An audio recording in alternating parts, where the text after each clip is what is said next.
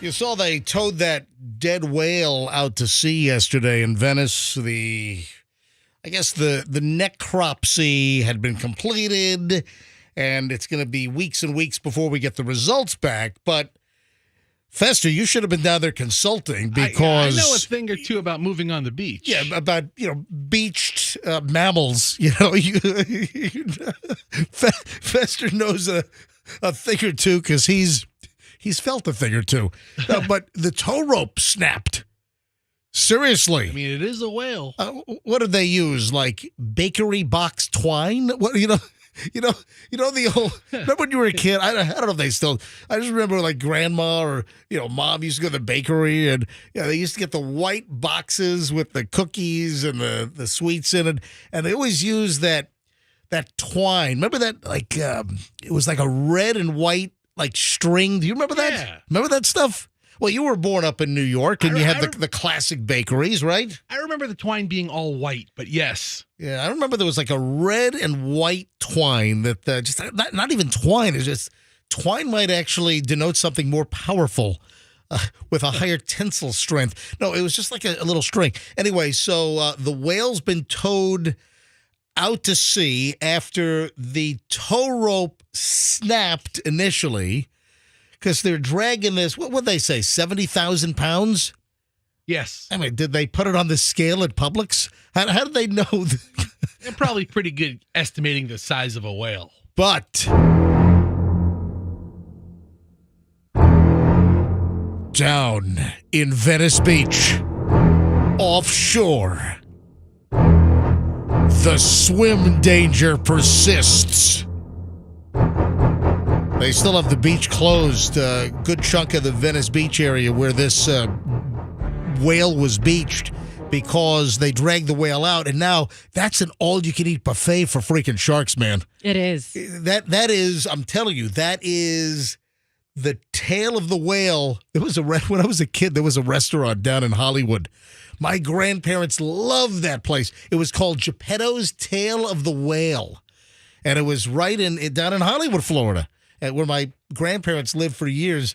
So that's what I thought of. Geppetto's Tail of the Whale. It's an all-you-can-eat shark buffet. The deal is they had all the body fluids and the blood from the whale getting beached and the necropsy, tainting the water. I mean, chumming it up good. And then they dragged the thing out.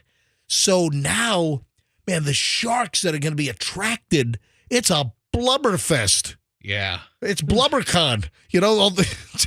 It's like the Fred's Market for fish. Well, exactly. All you can eat. Exactly. Go back again and again. So they're worried about the sharks, so now the no swim directive remains in a good portion of Venice Beach because of the whale thing. Yes, Roxanne? They should be somewhat happy that the sperm whale is dead. And that's because sperm whales clicks. This is something I learned recently. Hold on. Did you say that you're happy the sperm whale is dead? Hear me out. Did you know that if you're in the water with a sperm whale, their clicks are powerful enough to penetrate and vibrate you to death? Oh, get out of here. It's a fact.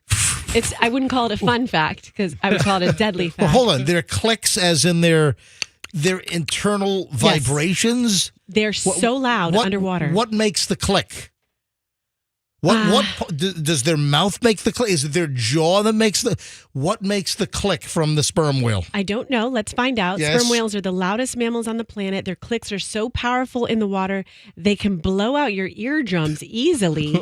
And so if you ever see one, Mr. Scuba Boy, don't be scubaing on up to a sperm whale. He will do a little click and you'll be like vibrate to death. They typically are just well offshore in very deep water, and swimmers don't tend to be swimming, 400 miles offshore. So I don't think. I'll tell you what.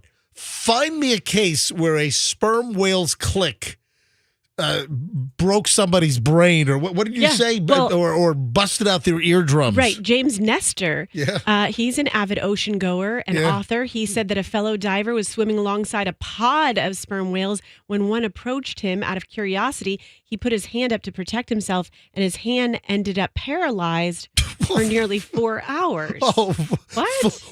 4 whole hours. What the?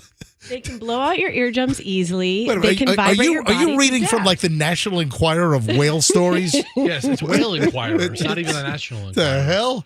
This is called Roaring Earth. So that apparently, I'm on right 235 decibels is pretty loud. Oh, right? that is loud. Yeah, because like a 747, back in the day when 747s were flying with their 4 engines and maybe not the highest stage noise reduction hush kits, I want to say if you were under a 747 that it was like 140 decibels. Oh, bingo. I'm looking at it right now. Right, what?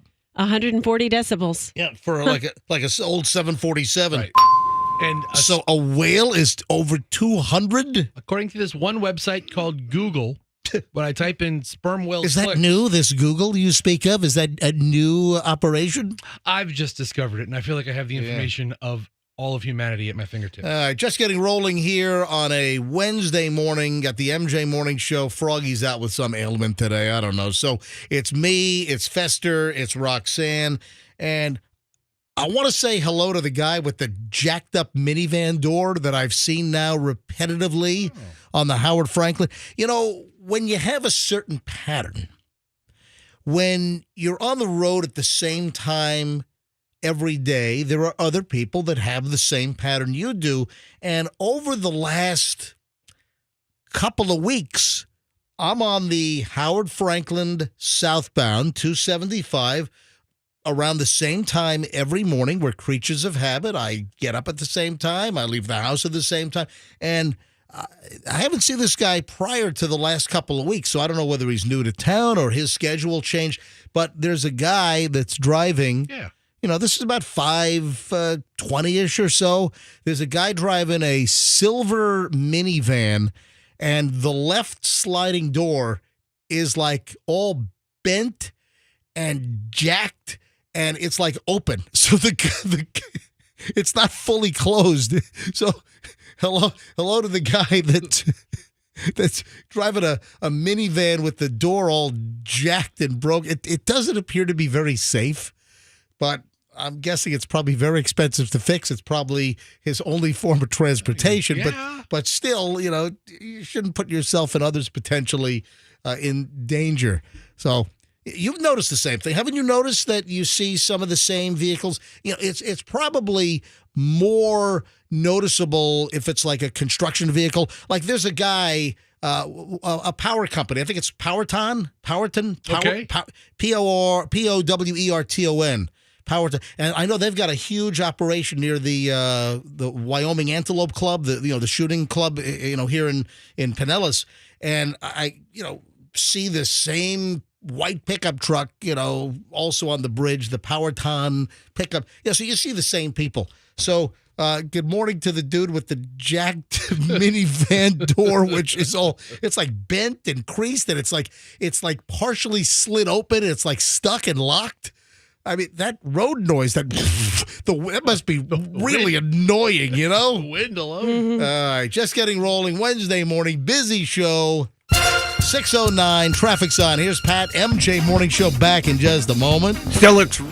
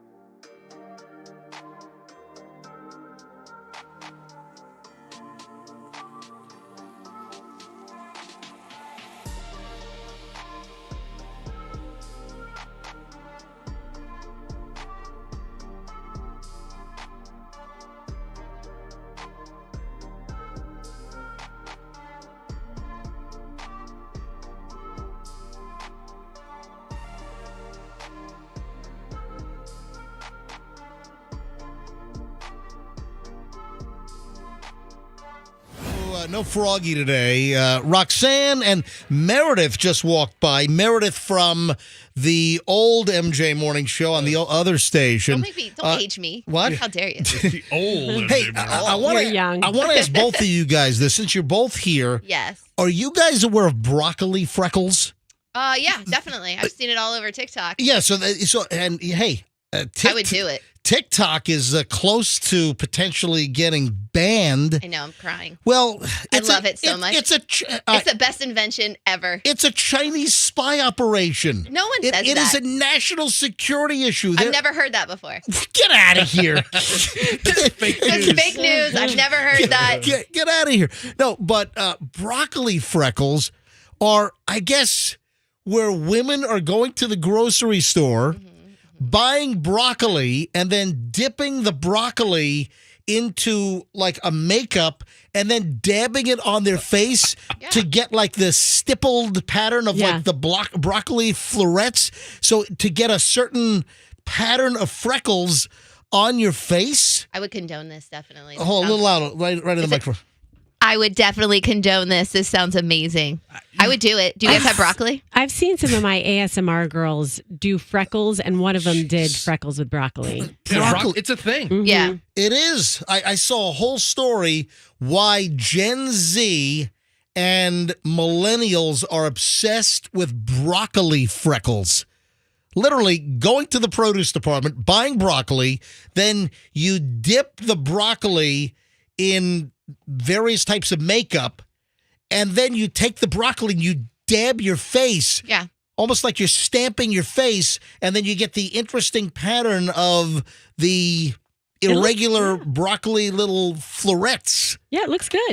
It doesn't look good. I would try it with a filter first to make sure that I looked really good, and then It looks potentially do delicious. this. No. Does it? Yeah, it looks really good. I know you're not Gen Z, because Gen Z is How do you know that? because that people are born from 1997 to 2012. I are can Gen- pretend, MJ. All right. But millennials also. Are you a millennial? Are you Yes. you're a top end millennial, right? I'm just a millennial. You just missed Gen X. Yes. Barely. All right. By what, a year? Yes. 2 years. Or are you Gen X? I am. No, I'm not Gen X. What year were you born? 1989. No, you weren't. Okay, I gotta go. Bye. Listen, we have to pretend, women in radio, we have to pretend we're different ages to keep our marketability. I'm 28 forever. Thank you. Yeah. Hey, after like 25, women in radio go by dog years. Well, hold Yeah, on. yeah. What's the year where all the celebrities died? 27 Club, right? Yeah, Is it- 27. Yeah. I'm dead. All right. No, This is my ghost. No, you said you said you were 28. Yeah. All right, so Yeah. you're not in the 27 Club. Well, I'm dead. I said Yeah, that. Yeah. luckily. All All right. right, goodbye, Mare. Bye. Thank you. She's great. Yeah. So Meredith, you might remember her from the original run of the MJ Morning Show. I don't say the old MJ Morning Show. Broccoli freckles. I mean, geez, hey, the TikTok deal, it could get real today because the U.S. House of Representatives is voting later today. And, you know, it came out of committee. It was like 50-0. It was like unanimous. It was bipartisan. It's Republican and Democrat. And nobody agrees on anything in Washington. But this was a unanimous committee vote in the House to either force the sale of TikTok from a Chinese company with absolute connections to the Chinese Communist government, where the Chinese Communist government has access to all of the data.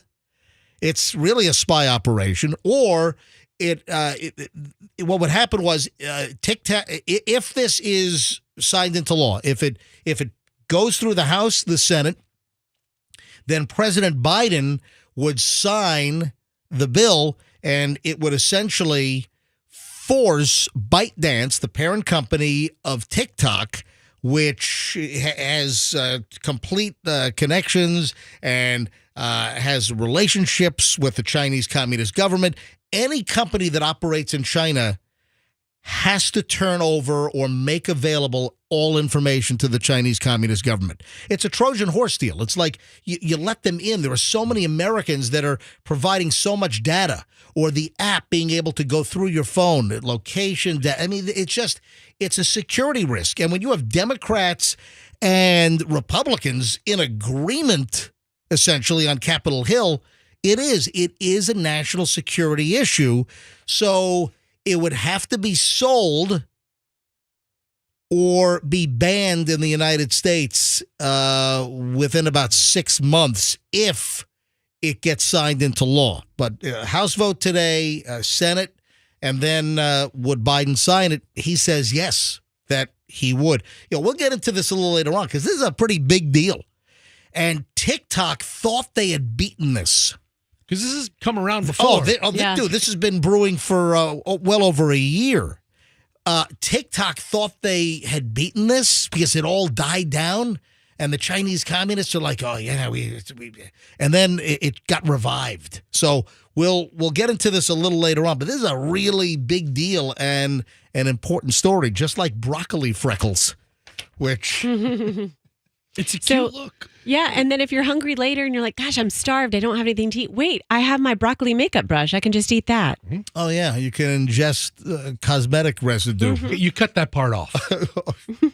It's only on the top of the florets. That's all you really use. Would you like to know, what time is it, 6:27? Yeah, I can go through this. Would you like to know some of the ways that you are just wrecking your job interview? If you go on a job interview, these are ways that you're just totally destroying your chances potentially of getting the job. So, public service here on the MJ Morning Show.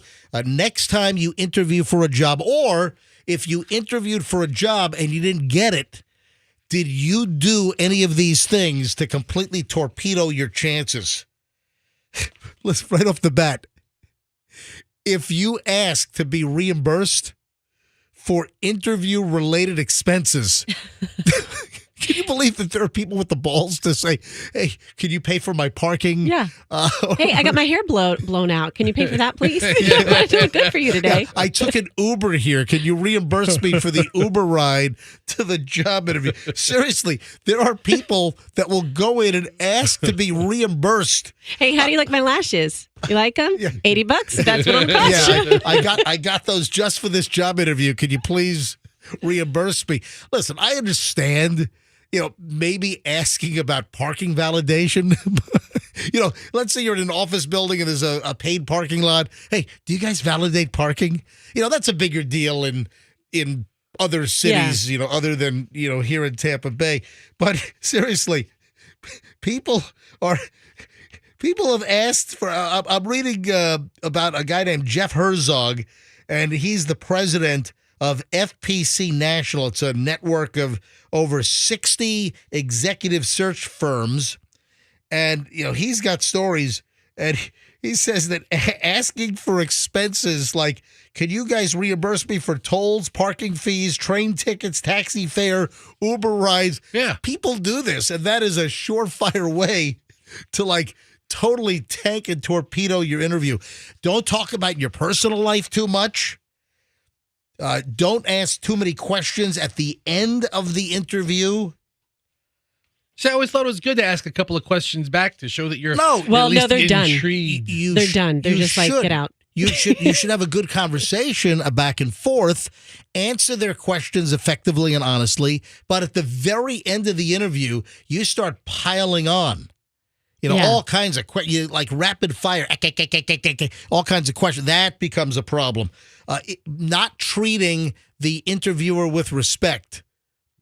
Just put your feet up on the table. I think that goes without saying, but these are mistakes that people know. Oh, if you go into a job interview and you start talking about not being technologically advanced, or, you know what, those computers, man, I just don't get. Yeah, don't. No, that's a bad move. Don't appear to be not tech savvy. That'll screw you up as well. Yeah, don't drop names. They don't like it if I know so and so, or I've got a. And then you start maybe listing a whole bunch of people that work at the company, maybe relatives. Yeah, you don't want to do that. Oh, also, during a job interview, a lot of times they look to see your engagement level and are you taking notes? Bring a notepad, bring a notebook, take some notes, because that's one of the tricks. They look to see whether you're really engaged in the interview and whether you take things seriously note-taking is something that a lot of recruiters look for to see if you're writing down any of the important items or elements that they're projecting to you in the interview. Don't be playing games on your phone during the interview. Hey, can you pay for my lunch? Yeah, Yeah, sure. Yeah, just turn it into HR on your way out. And I got a great pile of early morons in the news. I mean, I got a crazy great pile. Early morons in the news next. Oh, let me mention our friends at Colony Grill. Love their thin, crispy Connecticut bar pie. Colony Grill has a location at Midtown. And Michelle and I were there Saturday night. I actually have a story that I want to relate, and I'll do that later on. And they also have the one in downtown St. Pete. But the Colony Grill, they came to me and said, hey, can you help us promote our first annual St. Pete Heroes Hot Oil Run? And it's going to benefit police and firefighters. It's going to be Sunday, March 24th. It's going to start in downtown St. Pete at Colony. All proceeds benefit the heroes of St. Petersburg Police and Fire and Rescue. And this is a 5K, a 10K run, and a 1K walk. And after the event, you get to go back to Colony, and there's free beer and Colony pizza for a time. Andrew, you have the link for people to sign up. Yeah, if you want to sign up for the charity run or walk, the information is on mjmorningshow.com. That's mjmorningshow.com. And look for the little box that says As Heard on the MJ Morning Show. As Heard on the MJ Morning Show. Click on that, and then you'll see the link to sign up for the first annual Colony Grill St. Pete Heroes Hot Oil Run. So I think it's a great cause. And you get free beer and pizza at the end of the run. How about that? All right, 6:32 at the MJ Morning Show. Our good friends at International Diamond Center.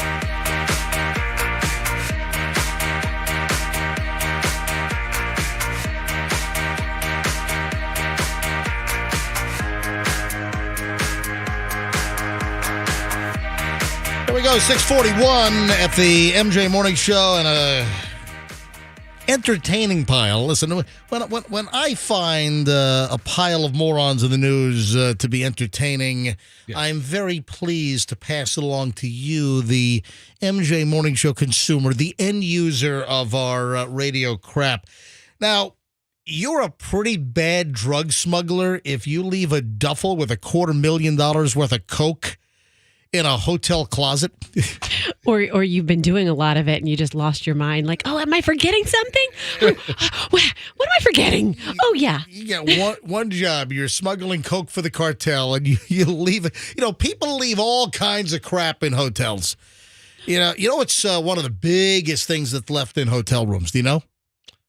Phone chargers? Exactly. Yep. That is Yep, what you. Hey, if you ever need a phone charger, if you ever leave your phone charger at home, go to the front desk at the hotel you're staying at, because they've got a whole box of phone chargers. I'm telling you, whether it's the old lightning connector for the old Apples, whether it's the USB-C, whatever, you could probably even find like crazy Motorola proprietary chargers from 2007. All right, hotels, motel, Holiday Inn, they have a box of phone chargers.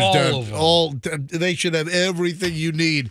But listen, this is, well, it's good for law enforcement if you've got one job to do and you leave a duffel.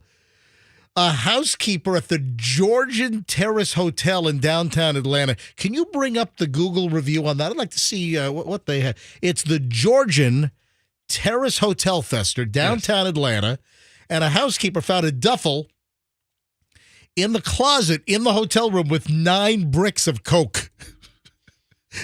How do you explain that to some Pablo, drug lord or whomever? Mr. Escobar? Yeah. He's not available to take that call, by the way. Sure, he has a lieutenant. So police in Atlanta, they released body cam footage of the cops going into the hotel room, seizing $250,000 worth of coke. Detectives reviewed surveillance video, identified the suspect as Vasquez Wallace, 24 years old. He checked in with his ID. Sure. They have your ID. They know who you are. Yeah. Did they take his credit card for incidentals? I'm sure they did. Meanwhile, if he took a couple of things from the mini bar, he, I think, left plenty of payment, $250,000 in coke.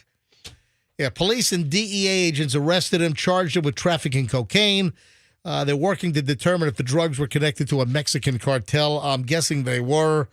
The packaging was unique. Each brick was wrapped in a paper with a photo of a black rattlesnake. And that could help them figure out where the drugs originally came from. So is there a cartel that uses a black rattlesnake as their kind of like what, their symbol, their sign, their what do you call it? Hallmark. Yeah, the hallmark or something. This looks like a pretty nice hotel. Yeah, you're a lousy drug mule if you leave the duffel with 200.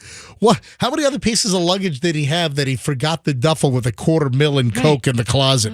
So it's the what is it? Georgian Terrace. The Georgian Terrace Hotel, downtown Atlanta. It's nice. Yeah, it's got a 4.3 rating out of 5. Yeah, and it's I'd like to see at least 4.5. Listen, that's kind of like on restaurants or whatever. I'd like to see.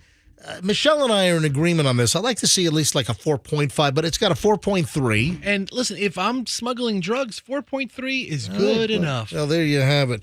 All right, next. This is whacked. 2 men plan to have a large python eat a woman's daughter and then blow up her house. Ooh. This is not a game of Mad Libs. I have not taken a blow to the head. I'm just spewing random crap out of my face. You heard me right. This is also Georgia. I don't know what's going on in Georgia today, but 2 men from Georgia are accused of setting off a bomb at a woman's home and plotting to release a giant python to eat her daughter. How old is her daughter? I'll get to all that. Hang on. Okay. Authorities say 34-year-old Caleb Kinsey and 37-year-old Stephen Glosser conspired to harass, intimidate, injure, or kill the woman who owned the house. Authorities say that these maniacs apparently met the victim on a dating app. See, another shout out to the dangers of these dating apps. The relationship went south. So they met on a dating app. Things didn't work out. Things turned ugly, went south. So they blocked each other on the dating app. That's when this other guy, Kinsey, got involved. The men allegedly planned to shoot arrows into the victim's front door, mail her dog poop or dead rats, scalp her head, blow up the home, and then release a large python to eat her young daughter. Now, I don't have the exact age of the daughter, but 2? I mean, 3? I'm trying to think. A python's not going to eat a 14-year-old, I right? don't think. I mean, they could strangle. They like to coil around things and squeeze the life out of you. But they wanted the python to eat the young daughter. Like you feed don't people feed these pythons like rabbits and stuff or giant rats, right? Oh yeah, I'm sure. I mean, what awful people! They want a child to die by being eaten by an animal. Oh my God. This is insane, and another warning. I mean, who the hell are you meeting on dating apps? Just another cautionary tale. They met on a dating app. I guess they were dating for a while. Things went south. Apparently. And then this guy and his friend start conspiring to shoot arrows into her front door, mail her dog feces or rats, scalp her head, blow up the home, and release a large python to eat her young daughter. Yeah. Now, they actually did set off an explosive. Yeah, I have that. Okay, so okay. News reports show that Gloucester found the victim's home, built an explosive device with this other guy, Kinsey, using tannerite, which is, it's like an explosive, you use it during target practice. So you can hit the tannerite and it has a little bit of an explosion. And use these at outdoor ranges, for instance. And it's a little explosive that explodes when it's hit by a bullet is really what the description of tannerite. So they designed this tannerite bomb to put it in the home. They used the device to cause an explosion at the woman's house. So they did cause an explosion. It was mostly in the garage area. Yeah. You can see the garage. It looks like it's almost under construction here, the house. Yeah, it's weird, but there's absolute damage. They caused damage with this little bomb they made. And so I'm guessing that after the bomb went off, that's when all this investigation took place, because then they found the electronic communication with this plan to do all this crazy stuff with the python and the dog feces. Gosh. I mean, people are whacked. We have a bill here for 12 pounds of tannerite and a python. What are they up to? Who the hell are you dating? You meet these people on these dating apps. What in the wide world of sports is going on here? I mean, who are you meeting? Luckily, most are not going to conspire to have a python eat your kid and blow up your garage. And both people are afraid of snakes. Of course not. Total insanity. All right, 6:50 at the MJ Morning Show. 7 o'clock hour starts in minutes. There's a controversy, that upcoming Mike Tyson and Jake Paul fight. Mm-hmm. Yeah, there's a big controversy going on, and people are already saying, I don't want to watch that crap. We'll explain coming up in just a bit. Also, I'm thinking about introducing smelling salts here on the MJ Morning Show. I will explain coming up in just a matter of moments. Also, hand washing. Yes, very important. We'll explain. There's a device. There's a hand washing detection device. All right, hold on. All that and more, and a large python coming up next here on the MJ Morning Show on Q105. Hey, if you're looking...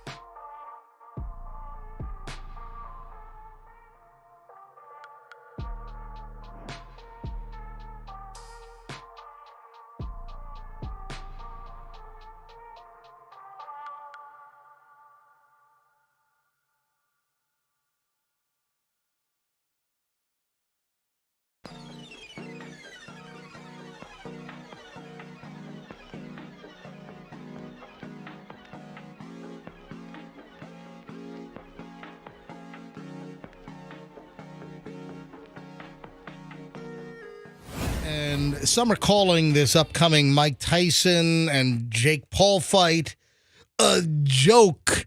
Yeah, Froggy, I had this in the pile yesterday. Froggy is not here today. It's his ailment of the day. I don't know what it is this time around, but he phoned in sick this morning. But Froggy was livid about this yesterday, and he was just moaning and bitching about this.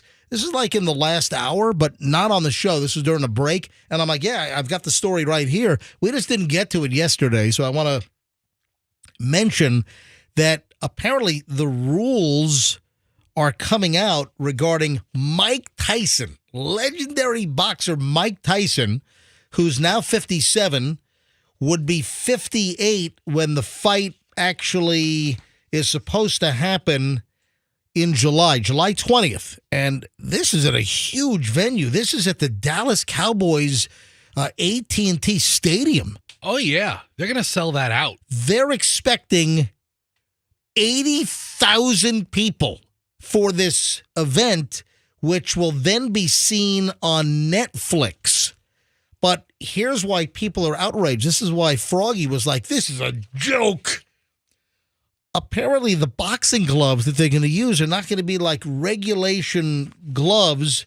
Boxers usually fight with an 8 or a 10-ounce glove. So you get more more powerful punches. They're talking about essentially using 18-ounce gloves. And then if it gets too crazy, they're going to switch to pillows and they're just going to do a pillow fight. Yeah. It's essentially, that's what it is. That's what people are saying. It's like, why not just strap a bunch of pillows? Go to Bed Bath & Beyond. Oh, they're out of business. Go to wherever. Get a bunch of pillows and just strap them to the wrist. People are saying, this all came down about the rules that are being established. And there's a British boxer that was being interviewed, and he said, quote, I know for a fact they're using 18-ounce gloves and head guards. That was the other thing, that they're going to have head guards allegedly. So head guards and 18-ounce gloves. He says it's like you're watching a sparring match. It's a bleeping joke. You think I'm going to pay to watch that? So controversy already, months and months ahead of this stunt, this gimmick of Mike Tyson and Jake Paul. Okay. So yesterday, late in the day, there's another report off of the U.S. Mirror, the Mirror U.S. Do we trust them as a semi-reputable source? The U.S. Mirror, it's kind of like the Daily Mail. Okay. For the most part, the stories seem to be fairly accurate. First line of this story is, even though the rules have emerged, Jake Paul and Mike Tyson will not be wearing headgear in their bout this summer. I'm reading the same article as Fester. Yeah, that's what I just But heard too. yours is dated the 11th. This is dated the 12th.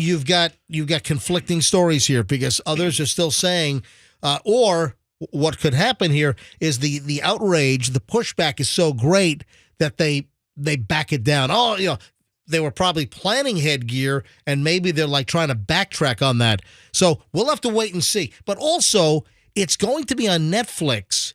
So if you have Netflix, I would imagine that's included in your monthly Netflix, right? Yeah, it's my pay-per-view right there. Yeah, $18 a month. I don't think they're going to charge you extra.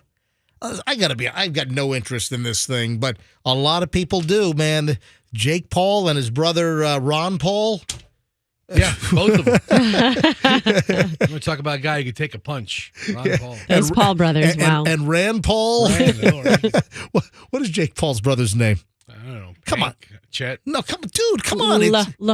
What is it? Just tell me. I want you to. This is what I do with my kids. Just tell me. What the hell? Logan. Logan Paul. Yeah, these Paul brothers. These internet. They've made a fortune. Starting out with these YouTube videos. Yeah, exactly. If YouTube you watch the videos documentary Problem Child, I saw it a couple of months ago. Maybe it was like a ESPN, one of those Untold Netflix specials, and it highlighted their career. You'd have a different respect for the Logan brother or for the Paul brothers. I am going to introduce smelling salts to the MJ Morning Show. I was reading how athletes are swearing by smelling salts. And for whatever reason, my grandfather used to have smelling salts. And I don't know why. I just remember when I was a little kid, this is up in Flushing, Queens, New York, and we're at the dining room table, and they had a hutch. And I remember seeing this little glass bottle. And I asked my grandfather, I was probably, I don't know, 6, 7 years old. And I remember saying, hey, Grandpa, what's that? And he said, hey, you want to smell it? And I took a whiff, and I'm like, oh, my God, I think it damaged my brain. I think that's what's wrong with me. But I never really determined why my grandfather had smelling salts. But when it comes to competition, athletes are now saying that they're swearing by smelling salts, which it's ammonia carbonate. They're used to, wake people up when they faint. And athletes are now saying that taking a whiff of a smelling salt, it just heightens their athletic ability, that it like wakes them up. It like gives them a turbocharge, like a shock, and it just juices up performance.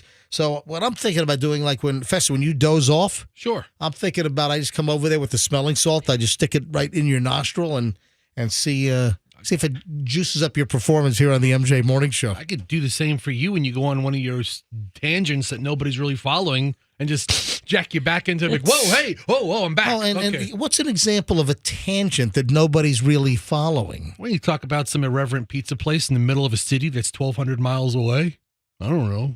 Dude, I'm a pizza nut. It's not the most. This is the pizza podcast. I might have a fleeting mention. I don't go into a 5-minute dissertation. First of all, that's a lie. Second of all, this is the time I'd use the smelling salt. I'm like, right now, here you go, smell it. And jack you back. When I catch Froggy over on the side here, on his phone, doom scrolling or working on his shelving business and working on spreadsheets, and I'm just going to just jam the smelling salts right in front of him to wake him up and remind him, hey, you're in the studio. Just give me 4 hours of attention. That's all I'm asking for. So I'm thinking about introducing smelling salts here on the MJ Morning Show. Then we've got the whole hand washing deal. Hand washing lie detectors. Now, I'm familiar with black lights and, all that. You never want to, use a black light in a hotel room. No. Ooh, the stuff that will show up on the bedspreads, the comforters, Curtains, the carpet, Yeah. everything. the walls, Every the headboard, the nightstands, the lamps. But there's a new product out called the hand scanner, and they're calling it a hand washing lie detector. Mm-hmm. This is for places that have employees who don't wash their hands. Ugh. And listen, that's like the easiest way to, I don't want to get grotesque here, but, a lot of foodborne illnesses, a lot of times, it's due to employees using the bathroom, not washing their hands. And I don't even want to think about that. But this product is kind of aimed toward restaurants to keep their employees in check, making sure they wash their hands. Yeah, according to the CDC, food workers wash their hands only 33% of the time. That is nasty. So germs can spread from the workers' hands after they went to the bathroom and didn't wash their hands after they... and that can obviously trigger foodborne illness, salmonella, norovirus, E. coli, and now there's like this scanning device where employees stick their hands under the device and it will detect whether you've got all kinds of like colonies of germs and mung on your hands. So this could certainly help. It looks like a wall-mounted hair dryer, or a hand dryer. It looks like you go into the bathroom and you got the wall-mounted hand dryers, and it kind of looks like that. And you would place your hands under the machine, palms up, then palms down, and within 2 seconds, it can identify any residual contamination using light fluorescence spectroscopy. or whatever you say. It sounds pretty official. Yeah, and they're non-UV LED lights. The technology is not brand new, but I guess you got a company that's trying to bring this mainstream. Big Brother. And listen to this. Big Brother washing hands. What are you talking about, Big Brother, Roxanne?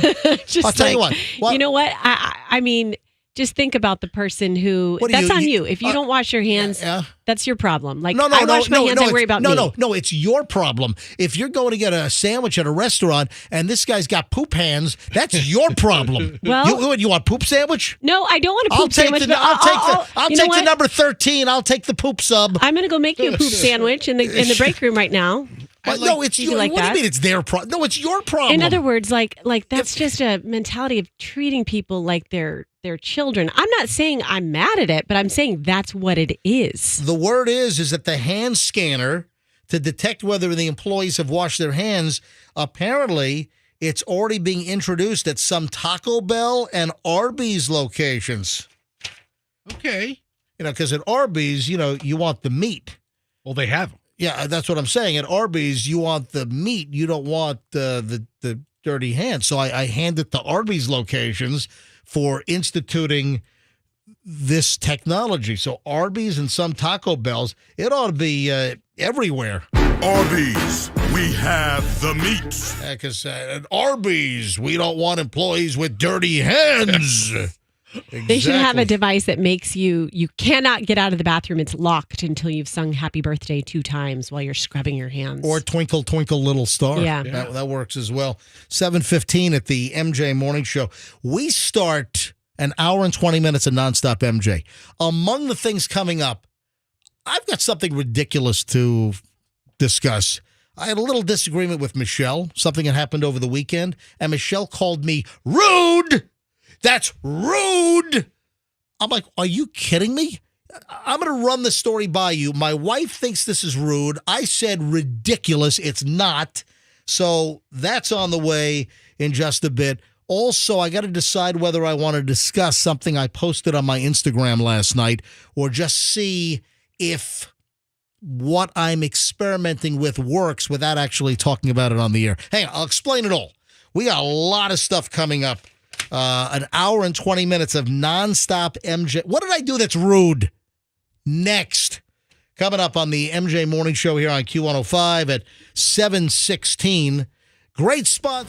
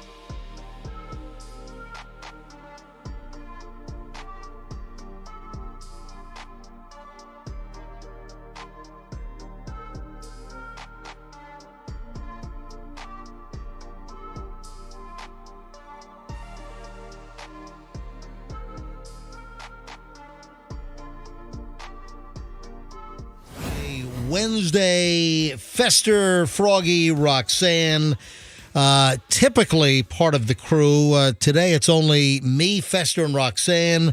There is no Froggy today. I don't know what today's ailment is, but Froggy was with you last night at Ford's Garage. Now, you mentioned this to me yesterday. This is kind of odd. And hold on, folks. I'll get into the story with Michelle. And I want to run this by you, the MJ Morning Show audience. Michelle said something to me. This is Saturday night. And I went to do something. And Michelle's like, you don't do that. And she goes, rude. Michelle uses kind of like that sing-songy. Rude. Like up rude, and down. Rude. So if I do something that she doesn't like, or if I do something, or if I perform an action that she thinks that is not socially acceptable or whatever, Michelle, that's her thing. Rude. It's like rude. But it brings. Okay, we get All it. right. We get it. We get it. If you say it again, I'm going to punch myself and you because it's Promise? rude Promise? the way you're going. All I'll punch myself second. Though. right. All right, listen. No, it's like a full stop. It's a Get full- into a that in a full stop minute. Rude. All right, hold on. Coming up in just a bit on the MJ Morning Show. Now, you guys went to Ford's Garage last night. Yes. Now, Fessy, who mentioned this to me? I think you mentioned it to me yesterday, but I wasn't really invited. No. And the way I took this was like a partial MJ Morning Show crew night out, really for the kids. Yeah. Right. Because you guys took advantage of Kids Eat Free at Ford's Garage on Tuesday nights, right? Yes. Now, who discovered, who kind of put this kind of plan together here? I guess I did with the help of my son Hudson. Now, you were planning on going, last weekend or? So Saturday night, kids are on spring break. We're trying to have a fun time. We're trying to, we're not going anywhere for spring break. So I'm like, hey, let's do a couple of fun things. Yep. Where do we like to go out for dinner tonight? And Hudson instantly always mentions his favorite restaurant. And Fester's kid, his youngest is Hudson. He's a boy. Yeah, 7 and years he's old. 7 years old. Right. So he says, let's go to Ford's Garage. And I know he loves Ford's Garage, but it's, it's Saturday night. It's, like He loves the hose clamp napkin holders. does. Yes. He, People steal those left and right. I bet they do. They do. Mm-hmm. Because I know the president of Ford's Garage, a friend of mine, Steve, and he says people steal the folks. If you need a hose clamp, go to Advance Auto Parts or Pep Boys or who else? AutoZone, Napa, O'Reilly. Yeah. Go buy a clamp for $1.50 or whatever the heck it is. they do serve other very practical and tangible purposes. I will say. So he says, let's go to Ford's Garage. It's Saturday night. It's, and I know it's going to be busy there. And I have this thing. I don't go to restaurants where they're going to make me wait for 45 minutes or an hour or anything like that. Right. I just assume not go. And I was like, it's really going to be packed tonight. How about we go this week? And he's like, what day? And I was like, I don't know. I looked at my schedule. I typed in Ford's Garage. And then online it popped up. Kids Eat Free on Tuesday. I didn't know that. I didn't know that Yeah, either. look at so that. I'm like, we're going Tuesday. And of course, Fester is the biggest freeloader in the world. Listen, it's not a freeloading. It's their deal. It's Yeah. Okay, Listen. I agree. Yeah, this is their event. They But Fester, advertise. let me rephrase that. Fester's always looking for an angle. I'm always looking for a All right. deal. Always if you got looking a for- there deal, you go. I'm listening. All right. Listen. So you guys go to Ford's Garage last night, but in the meantime, you looking for a make good on not going out last weekend. You push it to Tuesday. You find out that Kids Eat Free Tuesday, but then you then contacted Froggy and then Roxanne. They got kids. Mm-hmm. The location we went to is kind of centrally located for everybody. That's the West Chase spot. Went to the Yeah, West it's Chase right. location. Like Right. 5 minutes from my house. Yeah, right near the PDQ and the Costco. So there wasn't days and days and weeks of planning into this. The whole thing came together actually within a couple of hours. Yeah, yesterday, Fester asked me, and I was like, well, I don't really know if that's going to work because Doug and I, we have this habit of we only do things with our kids and other couples. And we're like, let's do something just the two of us. I mean, I can't even remember the last time we did something just the two of us. So we actually booked a sitter last night. But then Fester proposed that. And my kids really enjoyed being with the boys, playing with the boys. We need to do something fun with them because this is our spring break week. So I was like, yeah, we'll try to make it work. We'll see if we can. So we did. So you all meet Froggy, Kim, Yes. their kids, Yes. your kids and Allison, and then Roxanne, you, Dig Dug, and your kids. Mhm. So you got 6 kids there. Yep. Table for 12. A 12 top. Holy crap. 6 adults, Wow. 6 kids. And then Fester, yesterday, during one of the breaks here on the MJ Morning Show, said, hey, we're going to Ford's Garage. You guys, did you actually invite me? Or No. So, No. yeah, you really didn't. But I took it as not a slight. I took it as this was like kids' night. Yeah. Yeah, it was kids' night. Right. But then listen to this. Michelle gets a text from Froggy's wife, Kim, at 5 o'clock yesterday.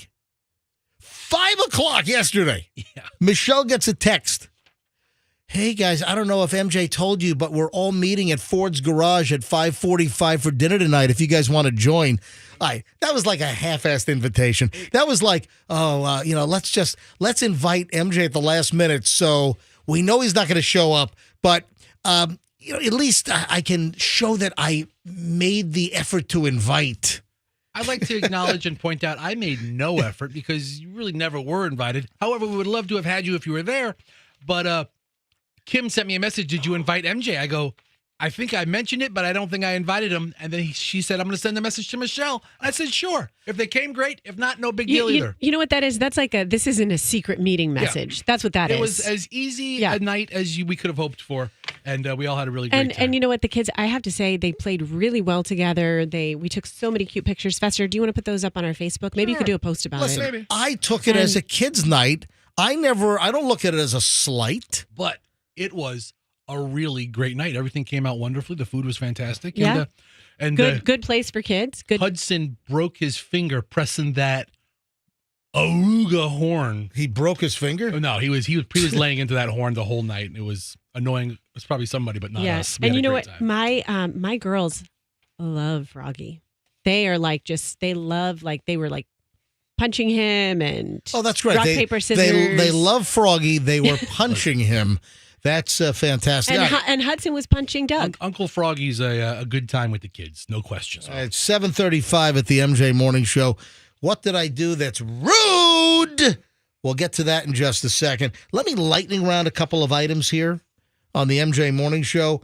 I was reading an item about a former advisor for security measures, including some advising to Homeland Security. Yeah, the Department of Homeland Security. So this is an advisor, and this individual wants to give you some hot tips on how to determine whether there's a hidden camera in like an Airbnb. Good. I want to know this. Because we talked about this yesterday. Remember, we spent time and we took phone calls. Phones blew up on this. So Airbnb, I think it's April 30th? I think their new regulation, their new rule goes into effect that Airbnbs will not permit their hosts, their renters, those that rent out their own apartments or houses. After April 30th, Airbnb says that hosts cannot have any interior cameras. Duh. Yeah, and listen, some places they don't try to hide the cameras, but I'm telling you right now that there are people that are listening right now that stayed at Airbnbs and there were probably cameras hidden inside that you didn't even know it. So how do you know? Hey, we had the story recently of some kind of creepy flight attendant that set up a camera in a bathroom. Remember, a male flight attendant was videoing a 12-year-old girl in the lavatory on a major U.S. airline aircraft. What else did we have recently? You never know where there's a hidden camera. We've had over the years, we've had a ton of stories, upskirt stuff, trying to video under stalls and bathrooms. I mean, just ridiculous issues. But as far as hidden cameras go in hotels or motels, Airbnbs, VRBO, Verbos, whatever. How do you tell? And this Homeland Security advisor, he just offers some good advice. You have these hidden cameras that can be put into alarm clocks, tissue boxes, books. And if you go online and, Fester, right now, Sure. go online, just go to Google and type in hidden security cameras. Oh. Hidden security. You'll find all kinds of like household items. There are like electrical outlets that can have a hidden camera in them. I mean, it's insane the items that you can hide cameras in. I mean, this is a camera inside of a key fob. Yeah. A camera inside of a pen. Yep. One of the biggies is an alarm clock or some type of an appliance that has a hidden camera in it. But this advisor is just giving advice on how to detect. And the places to look, if, for instance, if you want to spot a camera or a microphone, a camera would be placed in the corner of the room up high so it can see the entire room in many cases. Now, these are cameras that are not built into household items to trick you. Sure. These are cameras that might be placed in vents, air conditioning registers, etc. So cameras tend to be hidden up high. Microphones tend to be hidden in the middle of the room, according to this expert. But here's the real news you can use. The easiest way to determine whether you have hidden cameras in any room, hotel room, motel room, a house you're renting, an Airbnb, shut off the lights and just look around. Is there any light coming from an odd place? Is there any light that's originating potentially from a recording device? So maybe they didn't put black duct tape over or black electrical tape over maybe a device that might have some type of an LED. So that's number one. The other thing, and to me, anyone that's hidden a device, they've probably covered up any kind of a light source out of the device. But here is what I think is the most important little tip is turn off the lights. You can take a flashlight and go around the room and shine the flashlight on the parts of the wall, the ceilings, air conditioning vents, returns, and with the lights off and shining a flashlight, if you see any type of reflection or a glint. That's the word he used, a glint. Glint. I've never heard that word. I feel like a glint is Hold on. something you see on a blade, like a really shiny knife blade. Ooh, I saw the glint of the knife blade. Yeah. Fester, you've never heard of glint? I've never heard of glint. You've got some glint on your shirt. I'm going to wipe your glint off your Get shirt. out of here. You've never heard the word glint? The glint you see on my shirt is dandruff. And I've never heard the word glint before. Get out of here. Come on. No, I've heard of glitz and lint, but never glint. Glint. No. So shine a light around a dark room. If you see any kind of a glint, that could be indicative of a glass or a plastic lens on a hidden video recording device. So just It's like we're all like spies or criminals slinking around our hotel rooms and our Airbnbs, shining flashlights to see who's recording us. Like, what's this world coming to? I wouldn't consider myself a criminal for shining a flashlight. I'm not stealing anything. I'm just trying to see if I'm being observed, if I'm being watched. All right, rude. I already side with Michelle. Yeah, let that be the last time we do. Just say rude. We know she says it long and loud, but it's a lot. You've said it like 20 times. She says it just like that. We get it. If I do something that Michelle finds to be socially unacceptable, Don't do it. Don't do it. She says it's rude. She Okay. just says rude like that. Hey, Michelle, are you awake? I think Michelle was up late last night. We usually go to bed at the same time, but last night I hit it early. I went to sleep early last night. I don't even know what time Michelle went to bed. I know she's working on a whole bunch. She's got a bunch of little projects going on. What's early for you, especially with this new time change? Yeah. I mean, I'm looking at the clock. It's suddenly 11:45, and I'm like, I got to go to bed now. Early for me. Last night, I climbed into bed at 11:15. Yeah. And I think I was asleep by about 11:30. You know what I hate about this time change too is like not only do I stay up later, but then for some reason I'm waking up an hour before my alarm goes off. It's just like my body is so screwed up from it. Yeah, you're Michelle, screwed. are you awake? I know typically I would just call you, but I'm being courteous. I'm being considerate. Unrude is what you're being. Right. So, Michelle, if you are awake and you're listening to the show right now, just send me a text because I'd love for the audience to hear you say, rude. All right, this is what happened, and this is why Michelle thinks. Are you mumbling under your breath again? I said, boy, this better be rude. The point is, I don't think it's rude. Well, what is that? And Who do I side with? I'm going to tell you. All right. Michelle and I, we kind of worked around the house last Saturday. We cleaned out the garage. Yeah. We're like halfway on the garage, so we can just kind of neaten things up. The garage has collected a lot of stuff. So, late in the afternoon, I said to Michelle, you know what? Let's just grab something quick. We have no dinner plans. Yeah, last weekend was great. We had no dinner plans, Friday or Saturday night.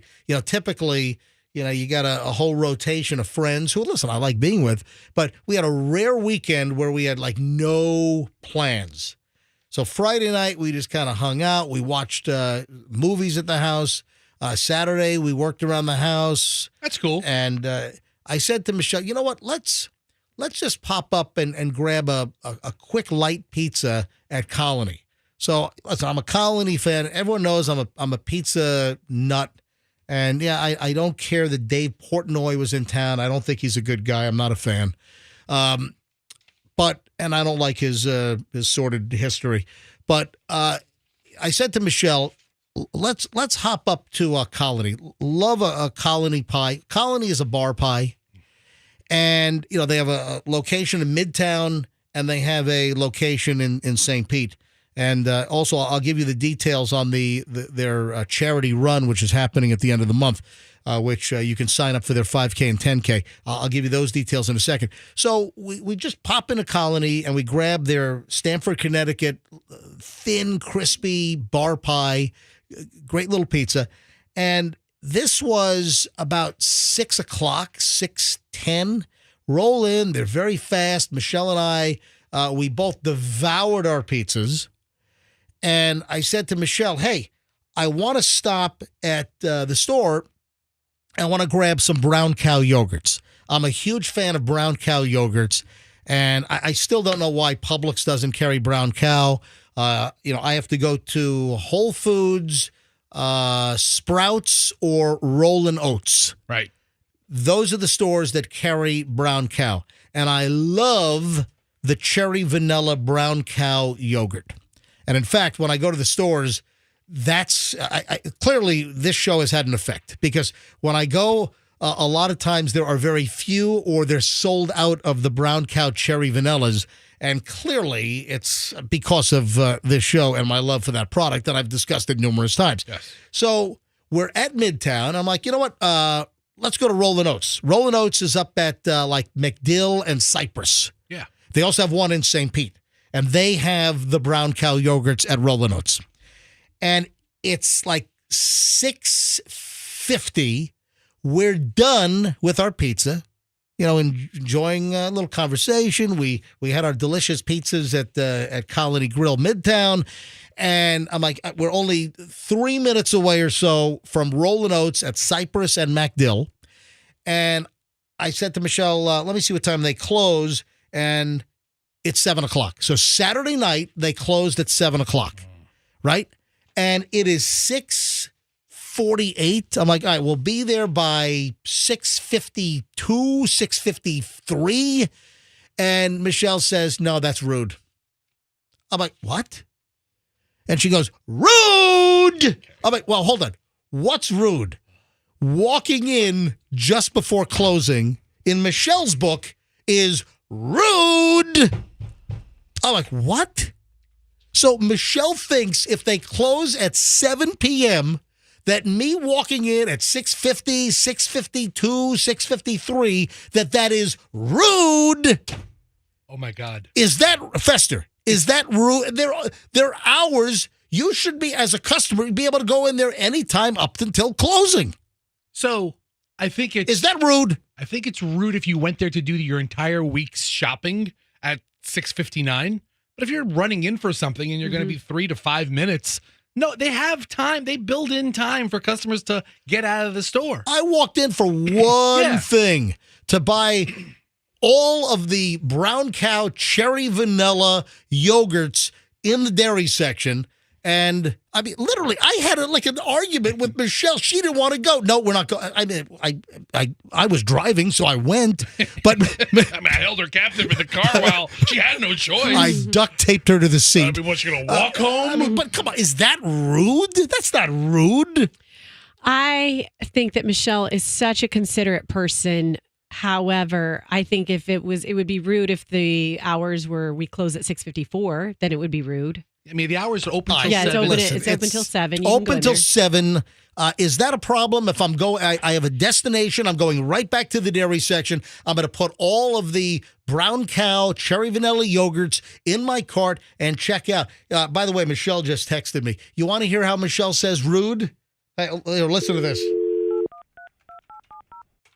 All right, calling Michelle at home.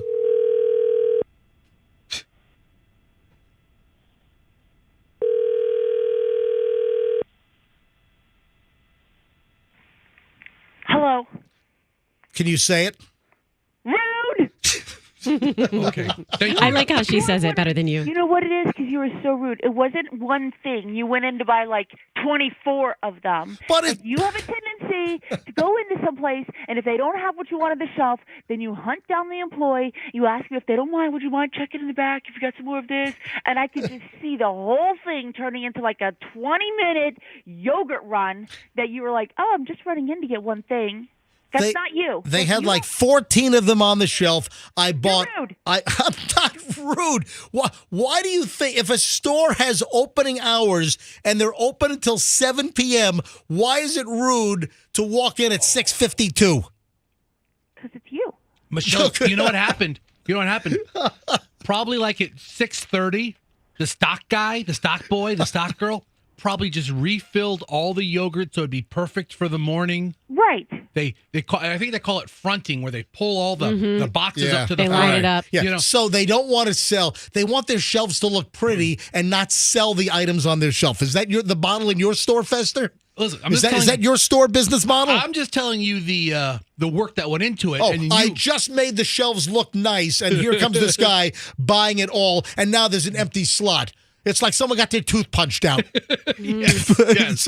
Like, yeah, right here, a middle tooth, just knocked out right there in cherry vanilla. Michelle, the things that trouble you, or the things that you... Oh, it didn't trouble me, except that I was duct taped to the seat of the car. Yeah, I mean, you were captive. Fester, you know I'm duct taped to the bed right now. I Won't be know. able to get out of here until he gets home. That is not rude. I told you about time A locks. store has hours open till 7 p.m.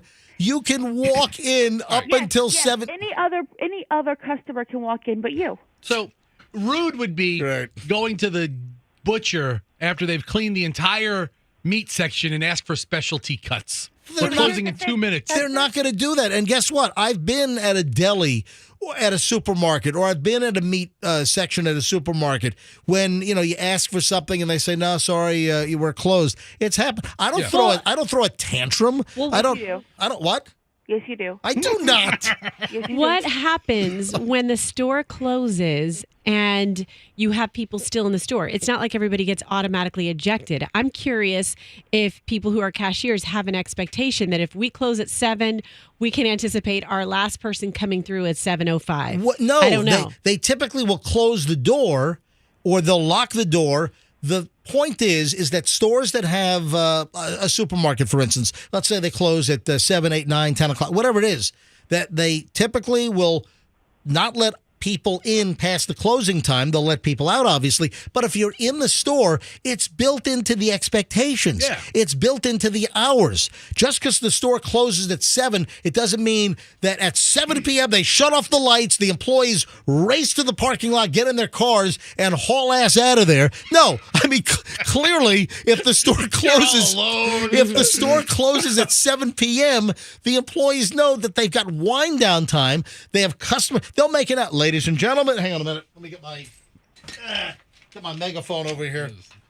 Ladies and gentlemen, just noticed that we're closing in 15 minutes at 8 o'clock. I mean, that's the kind of thing that they do. Yeah. They'll make an announcement. So at a supermarket, they know that you got to have the customers, the stragglers, or the folks that are still time for them to get to the checkout lanes, check them out. Just because a store has a posted hours of 7 p.m., it doesn't mean that everyone's walking out at 7 p.m. They know that there's residual and wind down, whether it's Target, whether it's Walmart, a super, whatever, Michelle. It's not rude. So Michelle did not want me to go at 10 minutes to 7 when they closed. Michelle didn't want me to go because she thought it was rude. I think my whole overall issue is that you are a rude person.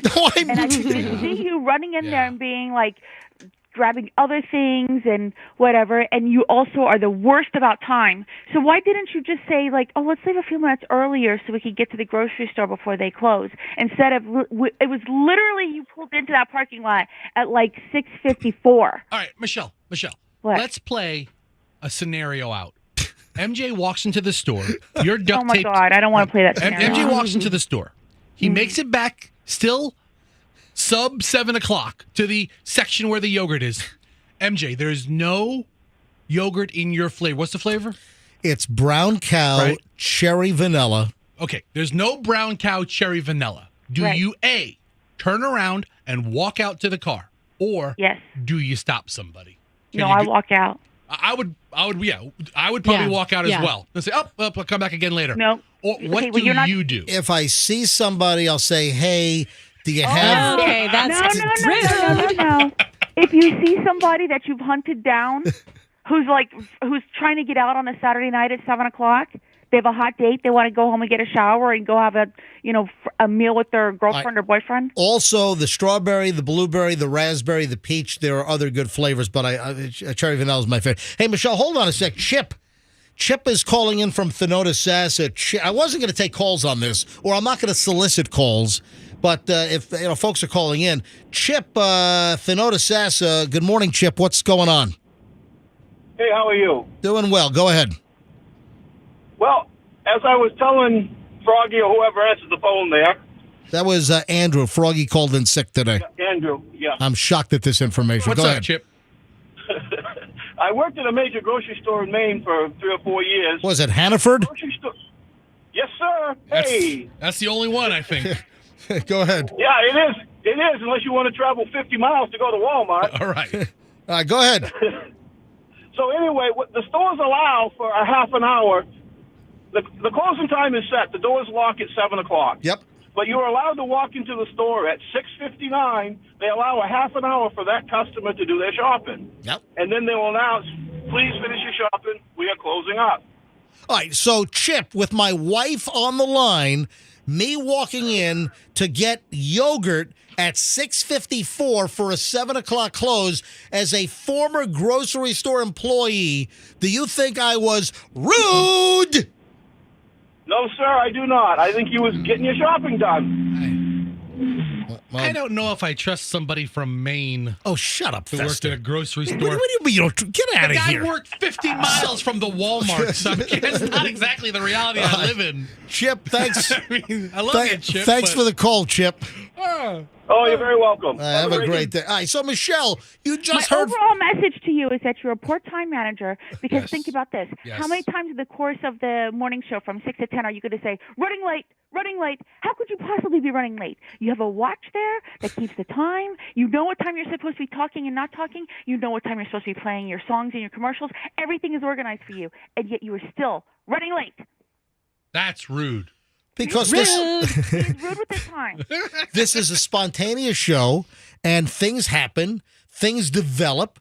We go off Manage your time. on unplanned little discussions.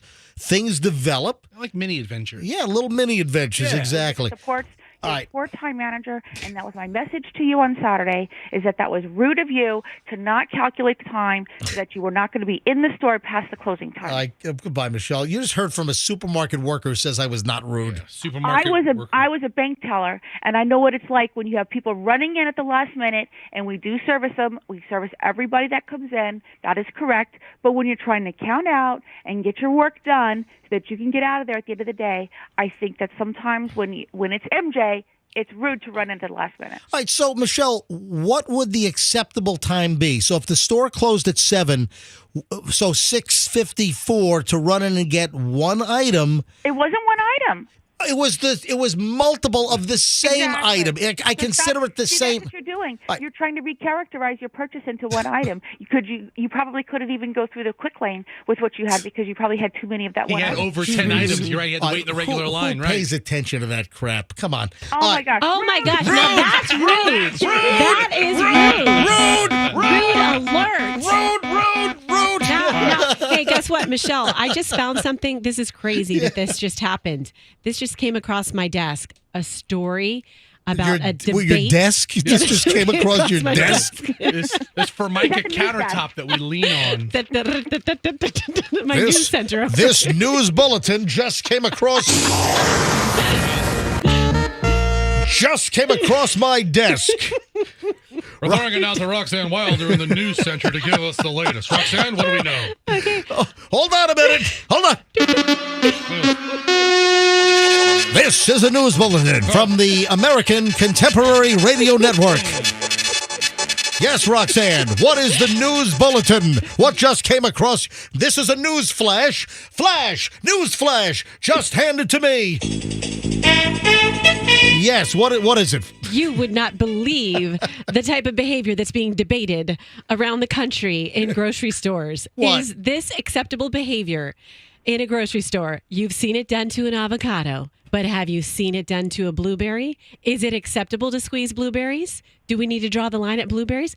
MJ, you are a blueberry squeezer. I am. I You're am. a I blueberry think, squeezer. and I think that's the rudest thing too. He opens up all the containers and pinches all the fruit, and I'm like, oh my gosh, people are buying that. All right, hold on. Gross. All right, no, hang on. First of all, You're a fruit pincher. Is that Heartbreaker? You're a fruit pincher.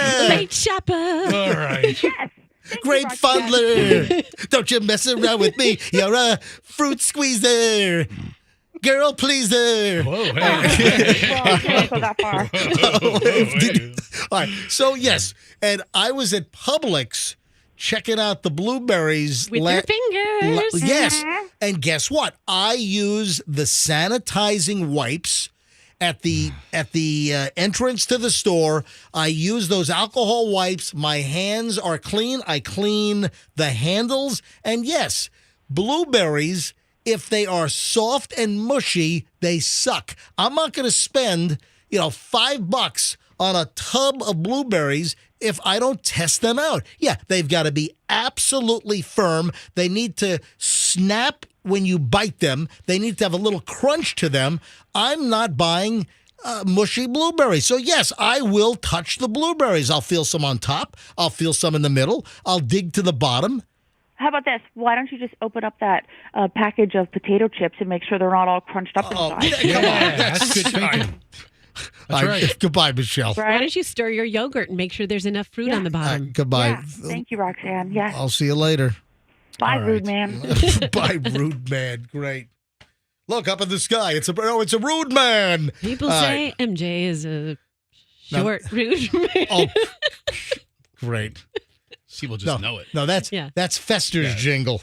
Fester's the large rude man. Hold on. Where's the Where is Fester jingle? It's right over here. People say Fester is a large rude man. There you go. And of course, Roxanne. Come see the psycho side of Roxanne. So you're telling me that you just saw a story about is it acceptable to fondle the produce at the supermarket? Yes, people are debating it online in a TikTok video, of course, your favorite. Oh, my God. Stop with TikTok, please. A woman posted a TikTok video after she watched a lady open up a container and start squeezing the blueberries. She did it with 2 more tubs before she finally picked one. Yes. So really, these shopper blueberry squeezers are actually this cashier, or excuse me, the people who work at the grocery store should keep their eye on the blueberry squeezers, because I guess what you're saying is if you squeeze a blueberry and it's no good, you may as well just get rid of that batch. So it's gonna be like the old Mr. Whipple. Please don't squeeze the Charmin. Yeah. How can you resist? Please don't squeeze the blueberries. Mm-hmm. First of all, I do not squeeze them and pinch them and ruin the product. I, in a very gentle fashion, can, with the soft pads of my fingertips, just touch, put a little pressure. I do not screw with the integrity of the fruit. You're a light touch pincher. I'm a light touch yes, pincher. I do not screw with the integrity of the fruit. I'm not squeezing or crushing. I'm just feeling, and at 100%, I would get along very well with the lady that was seen pinching or just testing out the blueberries. All right, moving along. I'm not rude.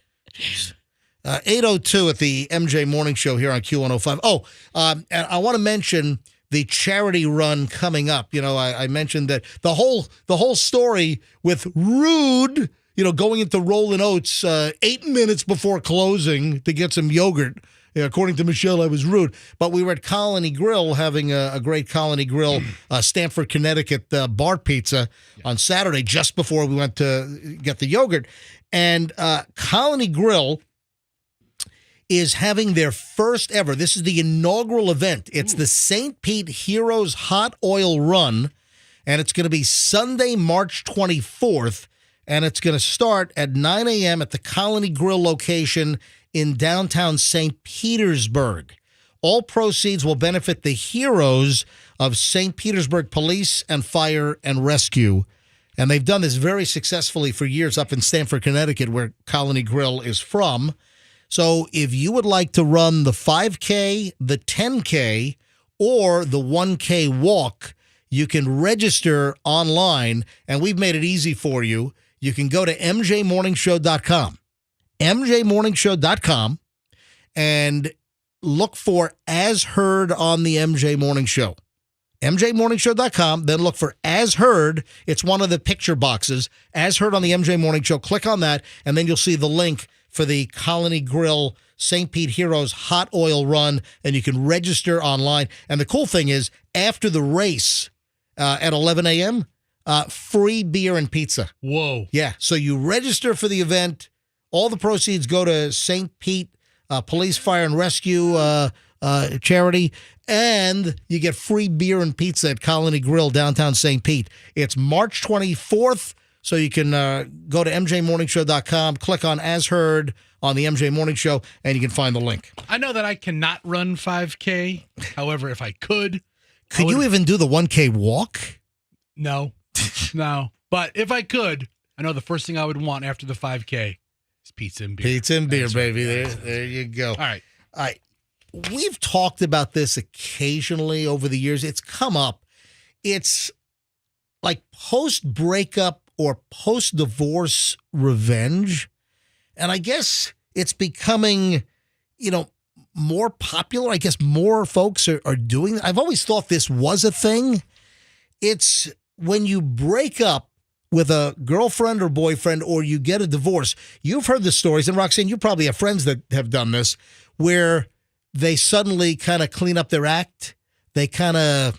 Oh, like being on the campaign trail is what I call it. If they've let themselves go a little bit, you've heard the stories of a breakup, a couple busts up, and let's say the wife was overweight or the husband was overweight, and suddenly they fix themselves up, they get into shape. Sure. Or it's like the revenge body. You've heard it. Yeah. There's like a metamorphosis. Exactly. It's like, picture older movie, Bridget Jones' Diary. She gets dumped or has bad luck in love, and then all of a sudden she's working out. That's always like the prototypical female in a movie when they get dumped. Then all of a sudden they're like going to reemerge. Yes. It's like dump revenge. Yeah. And I was reading a story about a guy who was dumped by his girlfriend, and then he got revenge by losing 141 pounds and totally having a metamorphosis. Is that really revenge? Well, my idea of revenge is pouring cement over your water meter after, that's revenge. I mean, my revenge is putting nails under your tires. The question is, does the other individual care if, let's say, a guy dumps a girlfriend and then suddenly she just cranks it up, maybe loses weight? Listen, maybe sometimes having plastic surgery, getting a boob job. I was thinking about grabbing some calls on this because I read this item. This guy lost 141 pounds after he was dumped by the girlfriend, And this guy got into remarkable shape. I mean, really a massive change. So was he 400 pounds? Well, he lost. He went from 317 to 220. That's significant. That's What's she like? Oh, Chet, I'm so sorry. I love you now with your flabby skin. Yeah. And so what? And oh no, I'm sorry. So during the lockdown, he went from 220. He went from 220 to 317. That's a party. Now he's down to 176. So that's where this guy is. Let me ask the question. This guy has other compulsive addictive issues that makes you not want to be in a relationship with him besides his weight. Any listeners that can share any kind of a story? Do you have any kind of revenge breakup story? Have you split either a divorce situation, husband, wife, boyfriend, girlfriend, fiance, whatever? Have you been ever in a breakup situation and then the other person got totally hot? Or you did. Maybe it's you. Maybe you let yourself go a little bit, or you gained some weight, or maybe you went out and got plastic surgery, got a boob job. Have you ever been a part of, on either end of revenge fixer-up? And has it really mattered? And this is another question to ask. Do you care?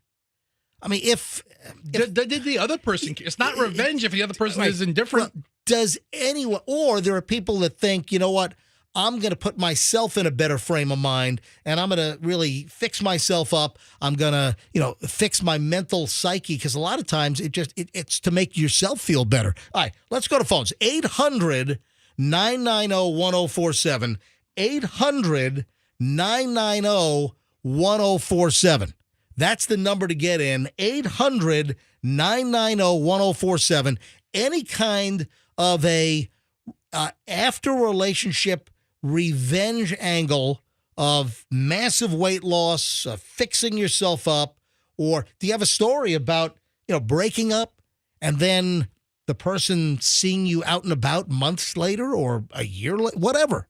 I know there are all kinds of different angles here. Whatever side you were on, recipient, whether you were the individual. Look at every line. Yeah. Every single line is going here. It's kind of a pattern. Yeah. I mean, one of them is going to improve themselves. Yeah. One of the person, either the person who was dumped, usually it's the person who was dumped, who's like, okay, I got to get my act together. Let me grab a couple of calls here. And then the retail theft bust. Did you hear what happened?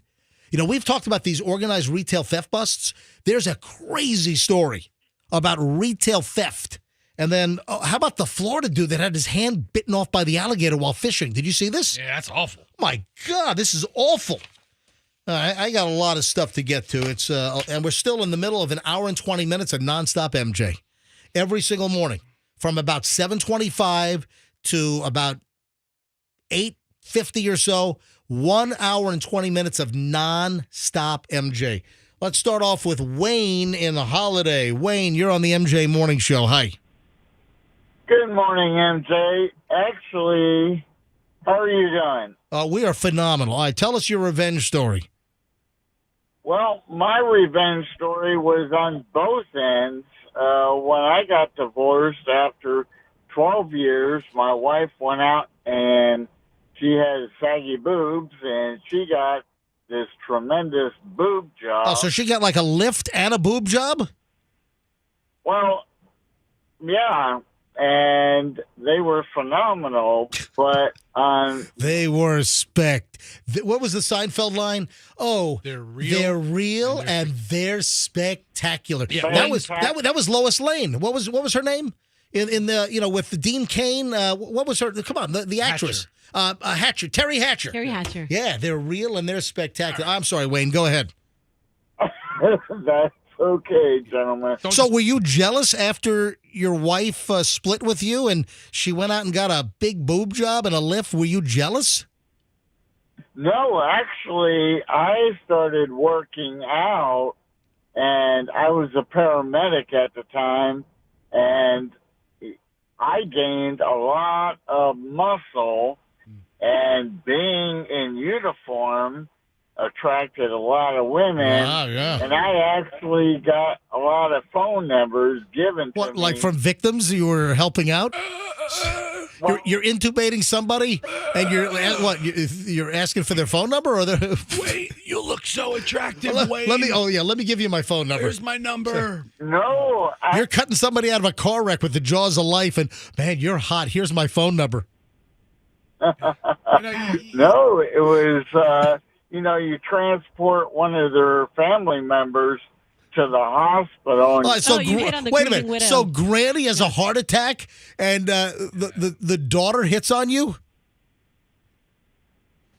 Yeah, actually, it was transporting a daughter to the hospital, and Mom says, "Hey, can I have your phone number?"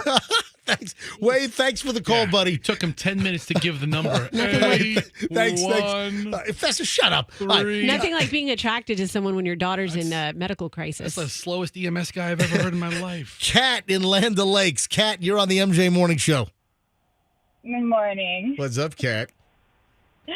I have a revenge story. I doubled up on my ex tenfold.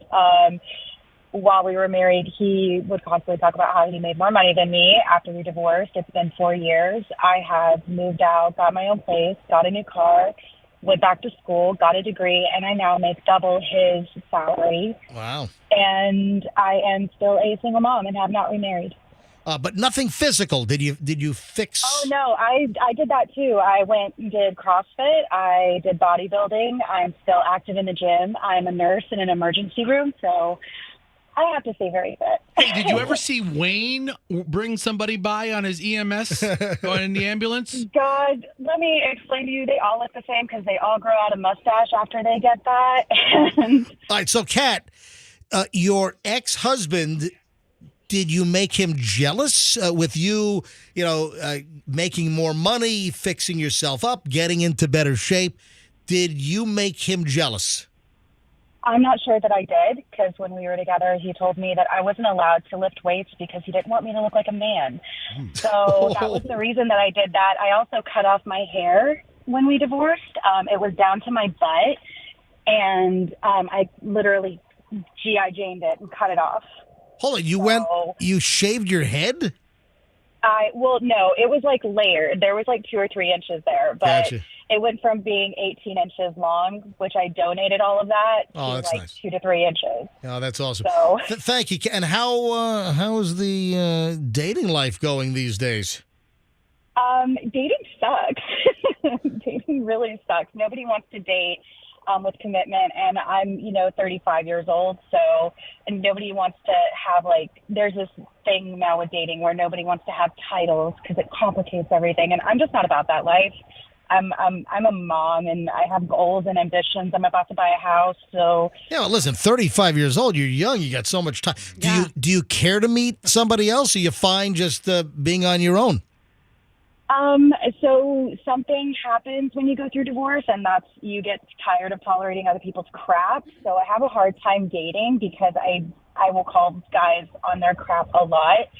And that leads me to be very single because I don't let you talk like that about yourself. I don't let people make excuses, and a lot of it's just really tiring. A lot of guys just want me to be their mom. Well, the other thing too, I'm very responsible. You are a mom, so you have to be very picky about who you bring into your life around your kids too. And you already have kids, so you're like, I don't need someone to procreate with. I don't need another kid. Yeah, I had one guy he was very upset that I would not even just pick up after him or cook dinner for him, and I'm like, look, homie, I just worked 4 days in a row, and that's not happening. You can either pick up dinner on the way over or just don't come over. It's fine. There you go. Kat, thanks for the call. Appreciate it.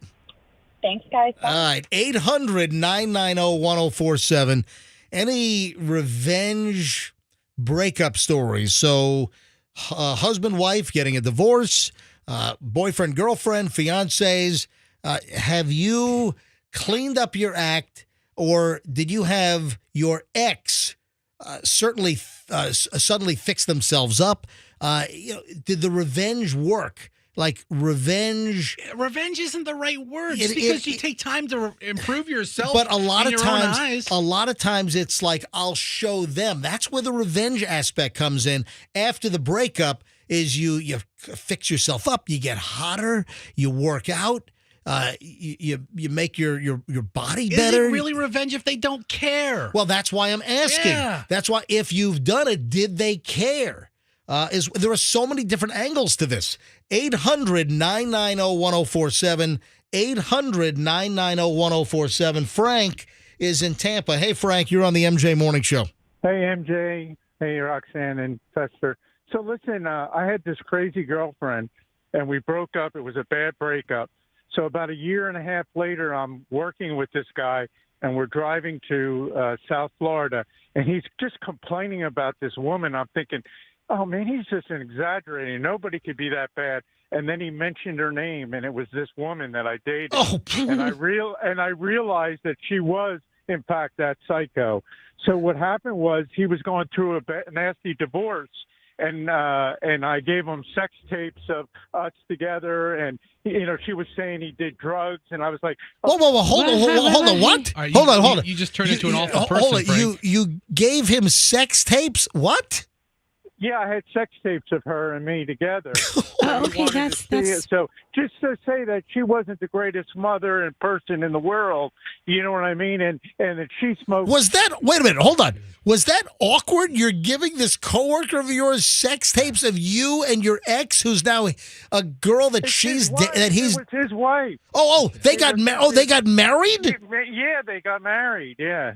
So and wait a second. Wait, he wanted sex tapes of you and her? No, for evidence that she wasn't the greatest person in the world. All right. Wait. So, Frank, you were having an affair with her and you didn't know it? She was married? No, I dated her. No, he had dated her, then broke up, and then she hooks up with this coworker. Okay, well, the fact that you guys had sex prior to them doesn't make her a bad person. But we weren't co-workers for long. He just got hired on, and he married this woman later. And what were you going to say about she smoked?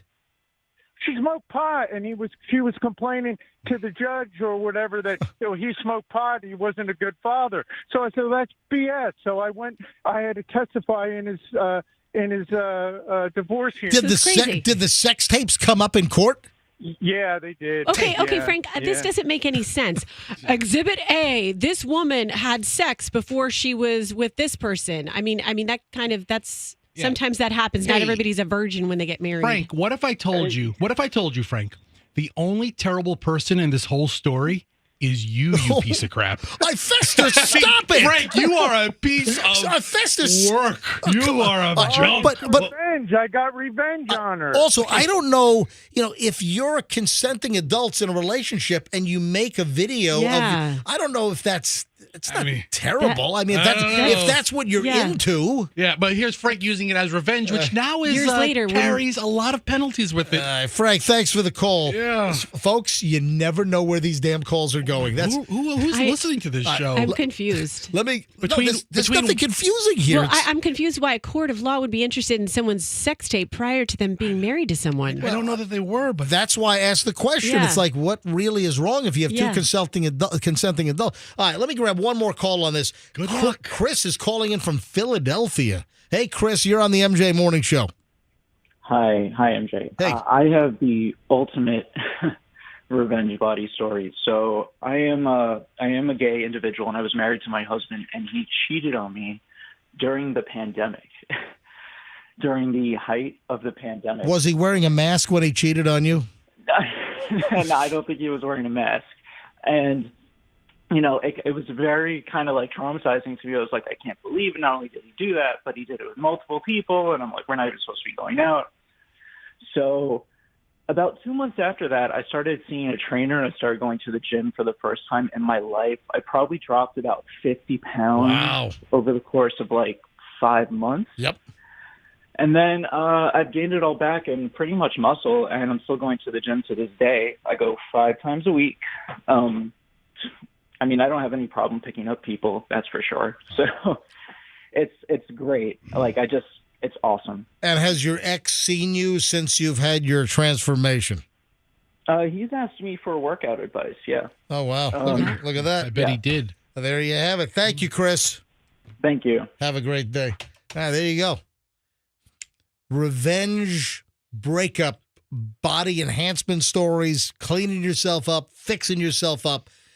In some cases, maybe it has an effect on the other, or in other cases, just they don't give a flying crap because, whatever issues came up, it's more psychological than physical, maybe. Well, the thing is, look, it's sad that it's this way, but sometimes you talk about you improve your physical appearance, then you're going to upgrade. So they probably get someone better than the person who dumped them, right? On paper? Baker Mayfield's going to have an 11 a.m. presser today at the Bucks practice facility. So I guess he's going to discuss his new, $100 million deal. Good for him. Where, you know what? I'm not that impressed because only $50 million is guaranteed. Only $50 million is guaranteed. So you can toss around this $100 million number all you want, but it's only $50 million that's guaranteed. That's it. Tough life. Yeah, exactly. You think he'll be able to pay the Tico bill and the car payment? You think he'll be? I mean, barely. The way electric rates have been going, no. Oh, man. All right. This is creepy. I think this is BS. I think this is a load of crap. There is an app or a program out there where you can talk to your dead relatives through artificial intelligence. I'll pass. Come on. Oh, Roxanne, I thought you'd be all over this. This is bizarre. It's weird. It's stupid. And people, oh, man, I have this connection. You're talking to a computer. You're not talking to your loved one who's now deceased. This is ridiculous. Roxanne's going to use the old-fashioned method and stick with a medium. There is an AI tool called Project December. And it's an AI tool that simulates the deceased. And there's this woman named Serene. Serene, I guess, was having a tough time with the death of her mother.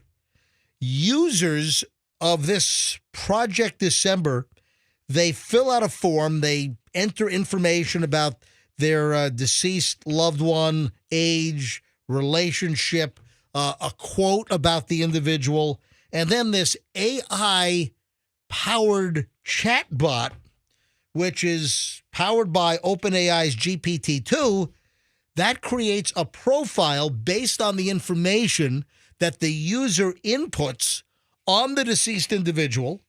And then for $10 an hour, you could have a conversation with what they say is an artificial intelligence representation of your dead loved one. So you're talking with some AI chatbot. As of the time that I read this story, they have 3,000 users. I mean, I'm looking at a sample conversation. Serene, the woman I was talking about, Serene provided a sample conversation. Hi, Mama. Are you well? I am fine. So, are you eating well? Yes, Mama, I'm doing my best. I'm going to shop for food today. Well, which one's which? Mama says, well, don't buy too much. So the live one, the daughter talking to the dead mother, is saying, yes. Mom asked, the dead mother asks, so are you eating well? And then the alive daughter says, yes, I'm doing my best. I'm going to shop today for food. And then the deceased mother says, well, don't buy too much. I mean, come on. This is ridiculous. When you start talking to AI, you are opening yourself up to be programmed, whether they're speaking to dead relatives or just AI. You're not speaking to the dead relative, though. Of course, I know that. I know Whether that. You think but what you're I'm talking saying, to a dead dog or a dead relative. Right. It doesn't matter. Like when you talk to AI and you communicate with AI in that capacity, you're just setting yourself up to be brainwashed and programmed. I don't believe in all the hocus pocus stuff. I don't believe in the spirits and seances and the Ouija boards and connecting with your. Listen, I believe when you are gone, you are gone. Now, somebody's spirit, a loved one, they might live inside of you as far as a memory, and I wouldn't take that away from anybody. but you're not going to plug into AI and have anything but a randomized computer artificial intelligence conversation with just a computer that's just spewing out stuff. You are not speaking to your dead mother. You're not speaking to a loved one. I just don't know who would waste their time spending $10 an hour with an AI chatbot simulating a deceased loved one. I mean, that's just, to me, preposterous. So I'm on their website right now. Yeah. And here's the questionnaire. Oh, yeah. So Fester is on the personality simulation questionnaire. Go ahead. First for your email, Yep. their full name, Yep. what they called you. Booby. Yeah. Booby. The year of their birth, the year of their death, the age at death, the location of their last residence, city, state, and country, and where are they from. And then they ask for customized fields where you can add your own, like you put like their dog's name, and you can add details about your loved one, places that they like to travel, or favorite just restaurants, all or kinds. yeah. And then the computer just takes this crap and simulates a conversation. I mean, I'm sorry, but this is pathetic. They ask questions. Were they more likely to be eager to try wild new experiences or wanting to stick to the familiar routines? Were they more likely to be uptight and organized or be laid back and kind of messy? So they ask you these questions to kind of get a personality profile of what your loved one was, and then use it to extort $10 an hour out of you. Yeah, well, if they are really speaking to them, then they don't need to know those personality traits. It's no secret that it's an artificial intelligence, but you're just trying to help it. But this woman, Serene, it's like Serene, she claims it's helping her. You're not speaking to your mother. It may be helping her in a therapeutic way. She knows she's talking to a computer, but it's helping her work through her own issue. I just don't see how this is therapeutic. I think this can cause longer-term damage. Hey, I wonder if the fisherman who had his hand bitten off by a gator while fishing, I wonder if he's going to sign up and maybe he could talk to his missing hand that's now in the gator's tummy. I'll put it in the profile. Yeah. Yes. Name. My hand was really lefty. dexterous. Man, this it loved giving the finger to people. And thumbs up at the same time. How did this happen? I mean, I know the gators can be fast, but what was this guy They're doing? fast. They're fast. I know they are. So a fisherman here in Florida, this happened in Leesburg. So Leesburg is what, northeast of Orlando-ish kind of Leesburg, right? Yeah. Is that so the victim was reeling in a fish in a pond in Leesburg. It happened on Saturday, and a 9'3" gator pounced as golfers and other locals were horrified. This is according to the Florida Fish and Wildlife Conservation Commission. While the guy was on the ground, the gator got the guy in a roll, and the gator grabbed the guy's hand, according to an eyewitness that spoke with Fox 35 out of Orlando. The reptile chewed off the fisherman's hand and then released the guy and then went back into the water. At least two people, I guess this was on a golf course or adjacent. That's a bad place to lose a hand. Yeah, oh my God. And golfers, I guess a few played through, but some called 911. I'm sorry. Stop it. What? That didn't happen. I don't know. What was this guy's handicap? It's missing a hand. It's bigger now. That's his handicap. missing a hand. So did they find the hand, or did the guess gator what? ingest it? Instead of yelling 4, the next golfer yelled 5. 5. One hand left. Listen, it's an awful situation. But I'm just trying to think of the logistics here. The guy's fishing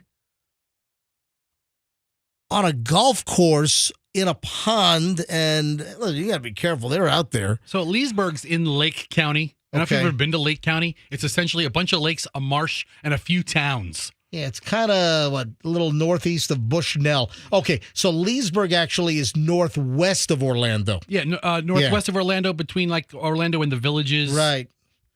A lot of lakes in there. A lot of lakes. Yeah. A lot. There's probably more gators in that area than anywhere else in Central Florida. So they're out there. I think Lake Okeechobee has that. Central Florida. Oh, okay. Okeechobee is South Florida. All right, there you go. All right. Don't get me on my Florida geography. I know. I just drove around Lake Okeechobee 2 weekends ago. then you know. Yeah, the GPS, we were going out to see my parents in Fort Lauderdale, and typically we'll take, it depends on the time of day, but a lot of times it'll send you down 75 to Alligator Alley, and then across to, 595, 570, it'll take you into Fort Lauderdale. But there was like a bunch of backups, and I never even got by the area where the plane crashed because it took us off of 75, and we took like 27 down, and we did some back roads and actually made some fairly decent time. On the way back from Fort Lauderdale, it took us up the turnpike to Yeehaw Junction. Yeah. So it just depends on which way the traffic's running. But I was just at Okeechobee, so I know that Okeechobee has a ton of alligators. But so what do you think happened here? The guy he's catching the fish, and he's bending over to the water, and he's reaching down near the water surface to bring up the fish, and that's when the gator came out of the water and grabbed his hand? We've all seen videos of a gator snatching a fish off of a line just before it leaves the water. Yeah. So if the guy reached in, he entered the gator's domain, man. It's not smart.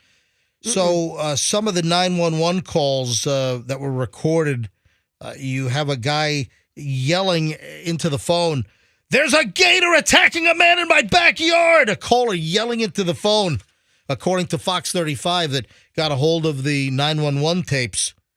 Wow. But can you imagine? I mean, you're out fishing, and it's Sunday, or what was it, Saturday? Sunday. Happened on Sunday. Can you imagine? Yeah, I'm just going to go fishing, and then, that'll wreck your day. Suddenly your hand is bitten off by a gator. Yeah, that'll wreck 2024. Oh, that was the year the gator got my hand. Yeah. We have discussed on numerous occasions these organized retail theft rings. Yeah, we don't have a lot of them here in Florida. Yes, we do. Not as bad as we do in other states. No, Florida is a hot spot. Florida is one of the worst in the country. Where do you get that information? The organized retail. Oh, you mean like the not the smash and grabs. No, organized retail theft rings. No, but there are smash and grabs as well. There've been a ton those are more frequent in like Chicago, and Los Angeles, New York, smash and grabs. Right. No, the organized retail theft rings. Florida is one of the worst states. Is it? These are the marauding bands, and these are organized groups that go into Walmarts, Targets, go into various stores, and they just steal everything. A lot of household goods, shampoos, deodorants, perfumes, and this is happening nationwide. And I remember maybe 5-8 years ago, it was a while ago, there was a major bust here in Florida, and they found a warehouse. And I want to say the warehouse was somewhere in Polk County, and there was like millions of dollars of pilfered, ripped off consumer goods, like Tide detergent. Just all kinds of stuff. But something that everybody really needs, and it's kind of easy to move. Well, and then you wonder, because then you'll see people on the side of the road some places, like with a table set up selling like shampoos and detergents. Like, come on, where'd you get this stuff from? Well, ripped off from a store. But again, there was a warehouse, and it was a huge multi-law enforcement agency project. It was a big operation. I think the FBI was involved. You had sheriff's offices, police departments involved, and there was a huge Florida bust some years ago. And it was like $1 million. Is it a construction ring of utility equipment? That's a whole different story. Okay. And again, we talked about this in the last couple of weeks. There's another crime wave around the country where these organized crime thieves are going into like Home Depot, and they're ripping off DeWalt, Makita, Ryobi. They're ripping off all kinds of power tools and expensive tools. That's a whole different thing. Retail theft is a massive problem, and it is causing our prices to go up dramatically. Now, this is incredible. A suburban mother, this is out in California, ran an insane crime ring that stole almost 8. Did I say stole? You did. That was weird. Go with it, man. We knew what you meant. That stole. I never say stole. I hate that. So this suburban mom ran this crime racket where the ants in the field working for her, they stole nearly $8 million in makeup. So another target, cosmetics. And this woman had an online store on Amazon, and she was selling name brand cosmetics that were being ripped off all across the country, including here in Florida. This woman, a California mother of three, in a 5,000 square foot, $2.75 million mansion, expensive cars. This woman looked like just a well-to-do suburban housewife, and she is the leader. Look at her. Fester's looking. White woman, probably, how old is she? 53? 50. She looks like she's late 40s. Or she's 53 years old. Her name, Michelle Mack. And she ran this operation out of her 5,000 square foot, almost $3 million home. And she was the leader. She was the brains behind this organization, masterminding this organized crime ring that ripped off close to $8 million worth of makeup, cosmetics from stores like TJ Maxx, Walgreens, Ulta. Her last name's Mac. She's just mad she's not part of the Mac beauty, That's beauty a line company. of cosmetics. MAC. Yeah. MAC is the cosmetic line. For joke purposes, it works wonderful. Her last name is MACK. Yeah. So Kay, another cosmetic company, Mary Kay. Now, she paid as many as 12 women to steal from stores all across the country. And they would ship her all of the stolen goods, almost $8 million worth. And then she had an Amazon storefront operation selling this name brand cosmetic merchandise at a fraction of the retail price. The women working for her, and they were the crime ring, law enforcement, they call them the California Girls. So it was like Operation California Girls, but they were traveling all through California, ripping off Walgreens, TJ Maxx, Ulta, and other stores, stealing these name brand cosmetics. But they also were operating in Texas. They were operating right here in Florida, Massachusetts, Ohio. She would send out orders. So she had a dozen or so women working, and they would go to the different stores in the different states, including right here in Florida. She would send them their marching orders. Okay, I want this brand of eyeliner. I want this brand of skin cream. I want this mascara, lipstick, whatever. She would send out like a shopping list, a ripoff list, and then these women would steal all the crap, ship it, and then she would operate this storefront on Amazon selling all this hot merchandise that was literally just stolen out of stores across the country. And finally, they clearly got tips. They surveilled her, and they went in for the bust. I don't know if she had local ants in the field. She did. She had. Or listen, with their airfare and car rental and other expenses paid by Mac, the suspects committed hundreds of thefts, and they have a dozen different states here. Oh, yeah. Oh, I see what you're saying. So, yeah, like she had the network of girls in Southern California, and she would send them out to do the work and bring it back. Bring it back or ship. If they had large quantities, they would ship it back. I mean, a couple $100 for a plane ticket and a car rental is nothing. It's an expense. So what you're saying is that these were California girls, and they would travel around the country. Yeah, so I never knew if she had like Florida-based women. She didn't have like a franchisee in Florida funneling her stuff from Greater Tampa Bay. It seemed like her crew was flying around the country and then ripping off all these stores. But this is amazing. A complaint alleges that Michelle Mack of Bonsall, California, was the ringleader of a national crime ring that stole nearly $8 million worth of makeup and other goods. They would target hundreds of Ulta cosmetic stores across the U.S. According to the complaint filed by the California Attorney General, more than $300,000 worth of makeup and other products were found at her home. Yeah, she was arrested. Her husband was arrested. Wow. The whole family got taken down. Accused of paying as many as 12 women to rove the country and roam the country. Yeah, she had them on out in the field. Yeah. All over California and all over the United States. The stores included lens why lens crafters? Okay, there is such a big business for eyeglass frames. So they would also rip off from lens crafters and then Ulta stores. Wow. I mean, just incredible. So they moved in and they arrested this. Did this woman think that this was going to go on undetected? That I mean, I don't think she do. They do. That's what they think. That is unbelievable. That is crazy. So you got 140 counts filed against 9 different defendants, 136 felony counts. Wow. Retail theft, man, it's jamming up our prices. You know what I want to do here? What time is it? 8:42? I want to go to the phones on the TikTok deal. We are getting closer to either a forced sale of TikTok or an outright ban.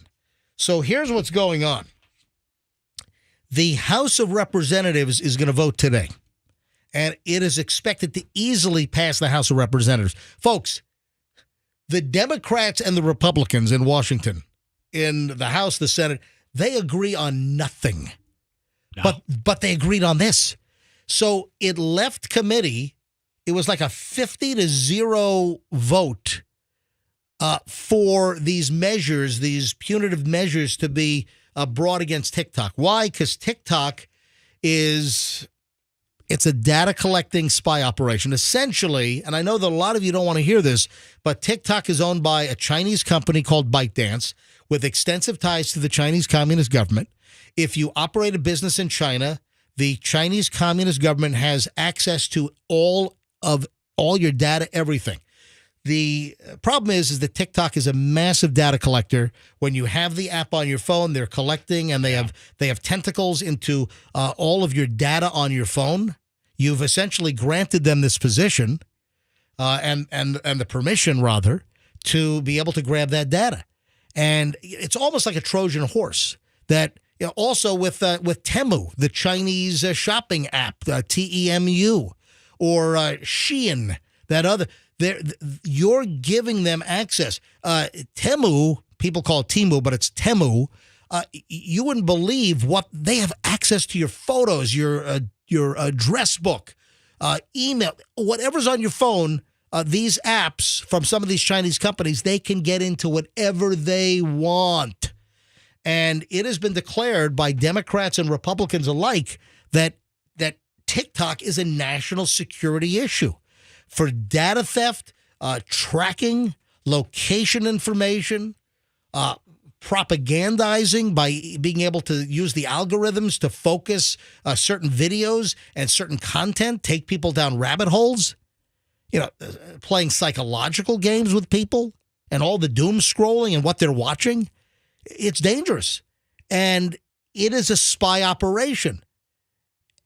And we've got Congress that is getting ready to vote today in the House. Then the Senate, it's going to pass the House today. The Senate might be a little tougher, but it could pass. And then Biden says he's going to sign it into law. And what this would mean is that ByteDance would have to sell TikTok to a non-Chinese company, like an American company. You'd have to divest of TikTok, or you wouldn't be able to operate in the United States. Like if the law is passed, they would have to sell TikTok to a non-Chinese communist government-connected company, or it would be blocked in the United States. I want to go to phones on this because I know that I don't have TikTok on my phone.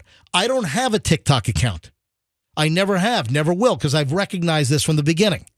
800-990-1047.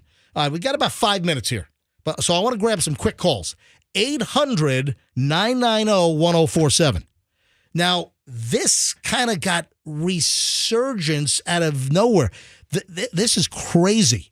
So, I mean, a big company like TikTok, you'd think they'd be They have somebody with their ear to the ground in Washington. This caught them off guard Right. because the whole talk about TikTok and Chinese spying and a national security issue, this has happened over the last year and a half or 2 years or so, and it was hot and heavy. Then it faded and it went away.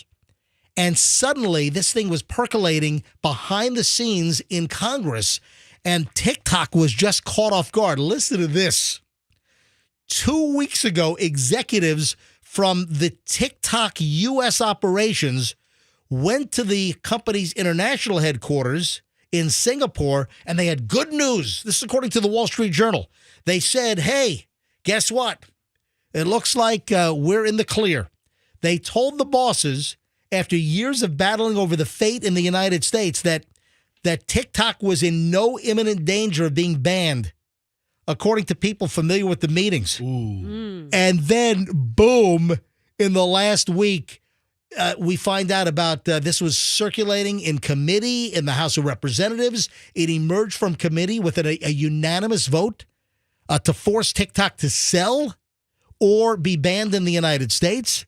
So I guess they didn't really have a good read. Can you imagine you go back to headquarters and say, hey, we're in the clear in the United States. It's all died down. And then, boom! We're all good, Mr. Wang. Nothing to worry about here. They were just tick-clocked in the head is what happened. All right, let me go to phones on this. And I see one of the callers is going to bring up the point I brought up yesterday. All right, let's see. Let's grab Paul in Seminole. Paul, you're on the MJ Morning Show. Hi, Paul. Hey, MJ. How's it going today? Going fine. I kind of have to disagree with you on this subject matter. It's almost hypocritical to me. I mean, China owns so much stuff in America. It's not even funny, yet they focus only on the thing that they can't control, the media. I mean, I got my prayers this morning off of TikTok. TikTok's whatever you log into it and get. It's an algorithm. I think it's basically Facebook and Instagram who doesn't want to see TikTok. No. Hold on. Facebook and Instagram are a U.S. company. China has nefarious intentions against the United States. Whether it's space warfare, whether it's shutting down our power grids, the Chinese communist government, they are implanting seeds of destruction because ultimately they're preparing for war against the West and the United States. And listen, Paul, I think you're helping to feed that. They might need to go ahead and start divesting all these properties that China owns. There's no doubt about it. And you've got China or Chinese companies or proxies for the Chinese Communist government buying land near military bases. I think all of that crap ought to be shut down. But Paul, it's kind of funny to me that you're going on TikTok for daily prayers, and here it's like a Trojan horse, or the Chinese are for somebody who's never been on TikTok, I don't know that you should be critiquing what anybody else looks at or scrolls through. What the hell are you talking about? I don't need to be on TikTok. They're stealing data and they're feeding it their location, learning the patterns of U.S. citizens. Yes. They're feeding material. The Chinese know that Paul likes to pray in the morning. They got him. No, dude, you're so superficial on this. Let me give you another example. The TikTok folks, they organized a campaign where they had tons of teenagers and young adults flood Washington congressional offices with phone calls, calling there was a whole TikTok campaign organized by TikTok to have young people call their congressmen and say, we don't want a TikTok ban. Guess what? You had congressmen that were flooded with hundreds and hundreds of phone calls, and it really backfired because that showed how the communist Chinese can mobilize Americans. So that actually backfired on them and annoyed congressmen and women.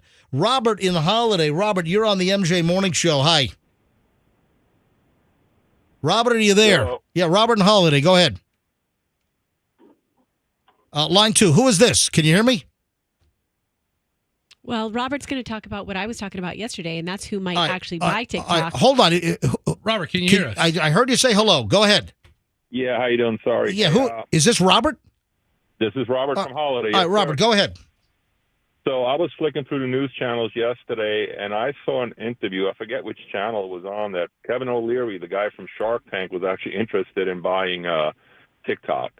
Yeah, listen, and Roxanne brought this up. I would have no problem with that as long, he's a Canadian dude, but I wouldn't have a problem with that. And listen, Trump said that, Trump was supportive of forcing TikTok to sell, but now Trump is against it and said that this will just make Facebook, which is the enemy of the people, more powerful. Which I don't agree with that, because the difference is Facebook is an American company and not a Chinese communist infiltrated spy operation. So, Roxanne brought this up yesterday, that the Mr. Wonderful from Shark Tank would like to put together a group to buy it. We'll see. Thank you, buddy. Terry is in Riverview. Hi, Terry. You're on the MJ Morning Show.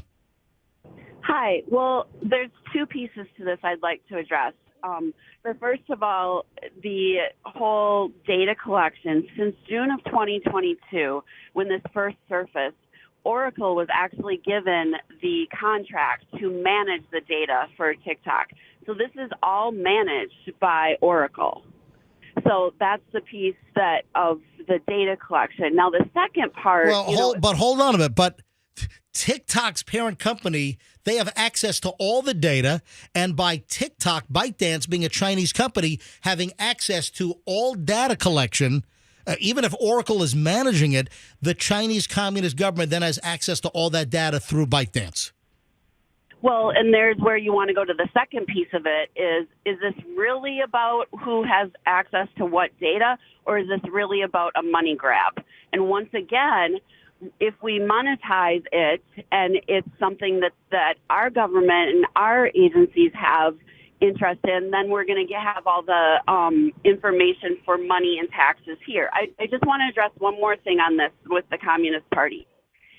If we want to go into data collection and leaks and all that, you do realize that Mitch McConnell's sister-in-law, his wife is actually part of a huge conglomerate of a Chinese shipping agency, and her sister, who was just unfortunately passed away. Yeah, listen, I've heard all these stories. I've followed all of this.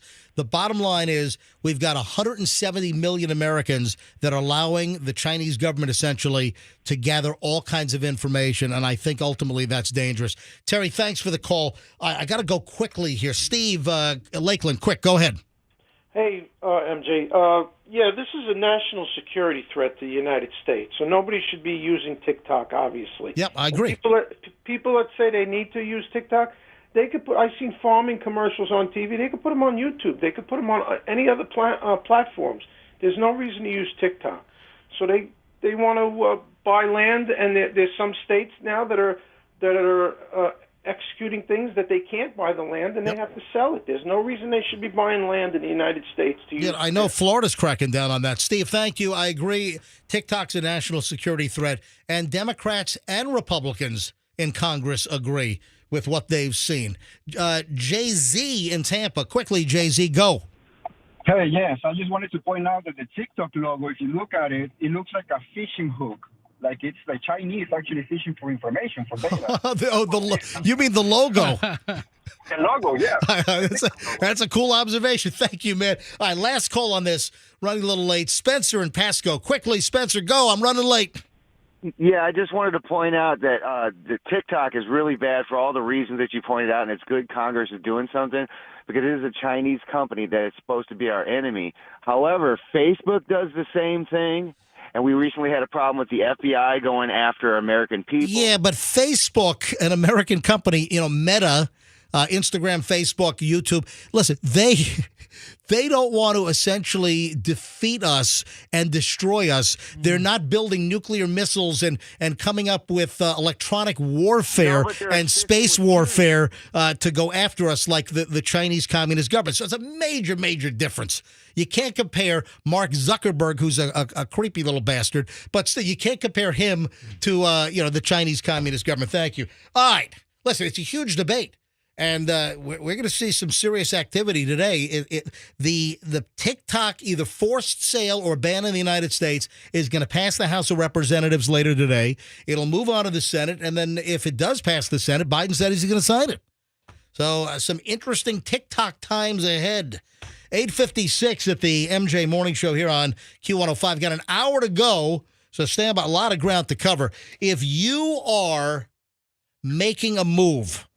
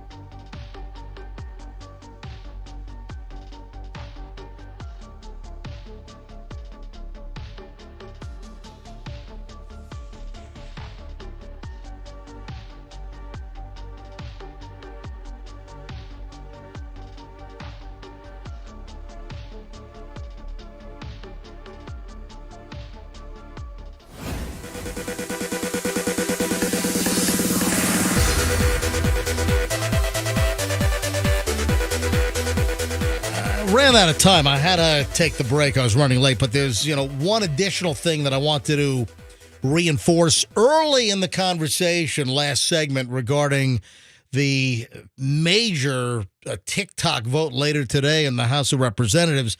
If you remember, I talked about being able to propagandize.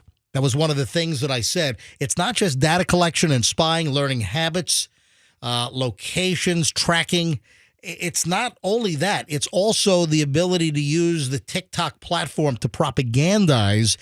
For instance, what really got the attention of a lot of senators and House of Representatives members and governmental officials is the propagandizing of the Israeli-Palestinian conflict. And a lot of anti-Israeli propaganda and videos have been pumped out onto TikTok. And that's a major concern as well. It's about being able to have the Chinese Communist government have access through ByteDance, the Chinese company, to really, climb into the minds of people and push this type of propaganda to manipulate U.S. citizens and divide us. Especially if we go to war with the Chinese, they can, help cripple us by dividing this country. There are so many little angles, and the Chinese, the communists, their government, they're smart. They know what they're doing. They are working against us in umpteen different areas, and through what people think is just an innocuous app with crazy videos. That's it. You drop your guard, you think it's inane, and it doesn't have any effect, but that's where the danger sometimes lurks. It's, sneaking in. So this is a big deal because TikTok is used by about 170 million Americans, and that's exactly what the Chinese government wants, and they've succeeded. What would it sell for? I mean, it would be billions and billions and billions of dollars. It would be billions of dollars. Like 50 billion. I mean, Twitter sold for what, 44 billion, even though that was a ridiculous number. Yeah, TikTok's got to be what, 80 billion? Elon Musk totally overpaid. And sure. Well, what do we hear? We heard that Elon Musk bought Twitter as revenge, right? Revenge social media against. Well, I think it was like the tracker. It was the the tracker, the college kid that was tracking Elon Musk's airplane. There's a story floating around that Elon Musk bought Twitter in order to shut down the 21-year-old University of Central Florida student that was tracking his airplane movements. Could give that kid $1 billion. He probably would have done it and saved himself 43 bill. But no, MG, the price tag on that would be astronomical. Yeah. Oh, it would. That's what some people are saying. Like, how can Mr. Wonderful afford that? Kevin O'Leary. Well, he'd have to put a group together to buy it. Exactly. He doesn't have that money himself, but he would put together listen, he's a promoter, and would he really be able to put together a deal to buy TikTok? Who knows? But I mean, he's just a TV personality, and we know in this country, TV personalities never really rise to any great, powerful positions. Well, they do, but, I saw Rumble wants a piece of the action, too. Did you see that? Rumble might be putting a group together as well, Well, the listen, video platform. If TikTok goes up for sale, it's going to be a who's who, a plethora of. I'm guessing that Shell Oil is going to try to buy. It's going to be a who's who trying to buy TikTok if a sale is forced. So we'll see what transpires. But this is a big deal. This is a big story, and a lot of people ought to be paying attention to this. Yes, Andrew, our producer. Then won't China just have somebody write another app that does the same thing? Oh, they could, but then we'd be right back where we started, and that would be clear that they're trying to negate any action against TikTok or do an end run with something else. So, the precedent would already be set. Listen to this. About 2,000 adults were surveyed, and they were asked, what do you want to be remembered for? So when your time is done on the planet, when it comes to leaving a legacy, what do you want to be remembered for? By who? Just people. 2,000 adults here in the United States were asked, at the end of your life, what do you want to be remembered for? What's significant to me is almost a third, 31%, said they would like to leave their mark through creativity.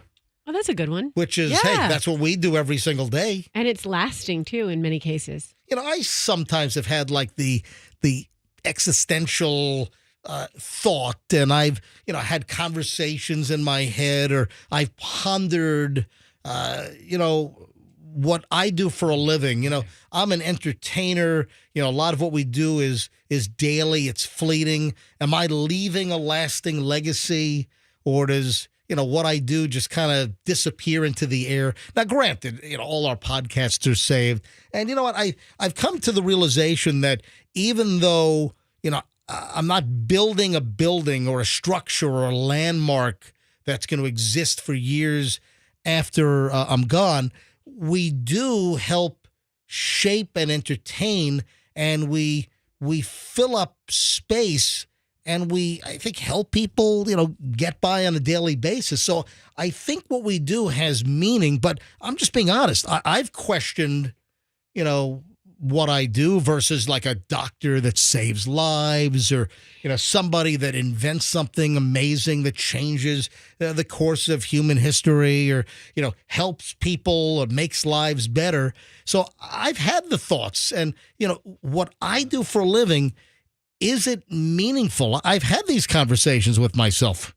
I question what I do every day for a living, and I'm like, this is not noble at all. This is taking time away from my children. But you know what does make my day? Hold on, what the hell? What? Hold on. This is not noble at all. It's not a noble profession, like a paramedic or a law enforcement or military. So you doing this job is taking time away from your children? Oh yeah, so of course it is. Then you ought to leave the job. I mean, look, I'm not trying to get rid of you. I love having you on the show, but if you feel that way, then this is a difference between a man and a woman.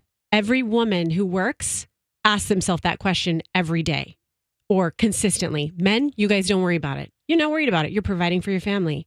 As if you're a working woman, you always ask the question, is what I'm doing valuable enough, whether it's financially or whether it's in the community? I ask myself that question all the time, and I have the discussion with my family. So if my you died, older if daughter you died today, yeah, you'd be remembered for having Doug get the kids ready for school. I mean, what are you saying? Well, what I'm saying, MJ just asked me, well, why don't you leave if you ask yourself why you're away from your children? You don't understand a woman's brain. Let me explain it to you clearly. Any woman who works has the mom guilt. Am I doing the right thing? Am I making enough money to sacrifice spending time with my children?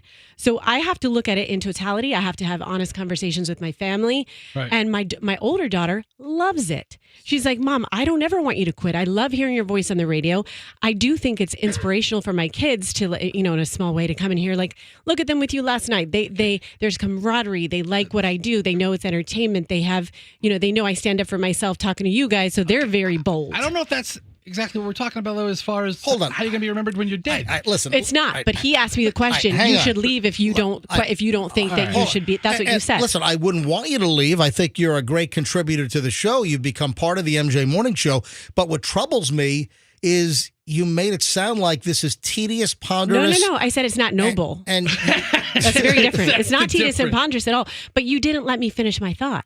Though it's not noble in comparison to military or law enforcement or doctors. I don't know. It doesn't matter. Listen. Listen. Though it's not that, and though I'm making sacrifices, I love it when I get an email from someone who says, you know what, I was going through a really rough time and you guys made me laugh. Or I get you that all the said time. this, and this I've is really gotten that for relatable. years. And that makes me I've feel had good. tons of people Yeah. tell me that many times over the years that, the tough patches in my life, you've helped me get through. And, I think about those things. You know what? Let me grab a couple of calls on this.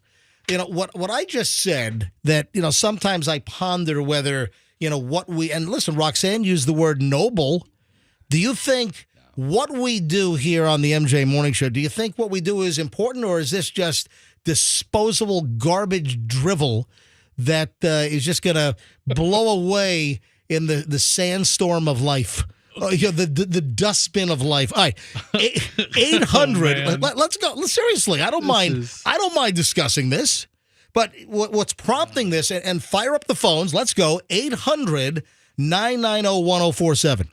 Do you consider what we do important? Or do we affect your life in a very important fashion? And listen, sometimes maybe it's good to hear this. And like you, Roxanne, for many, many years, I've heard from listeners that have said exactly what you said, that your show has been a godsend. You've helped me get through rough patches.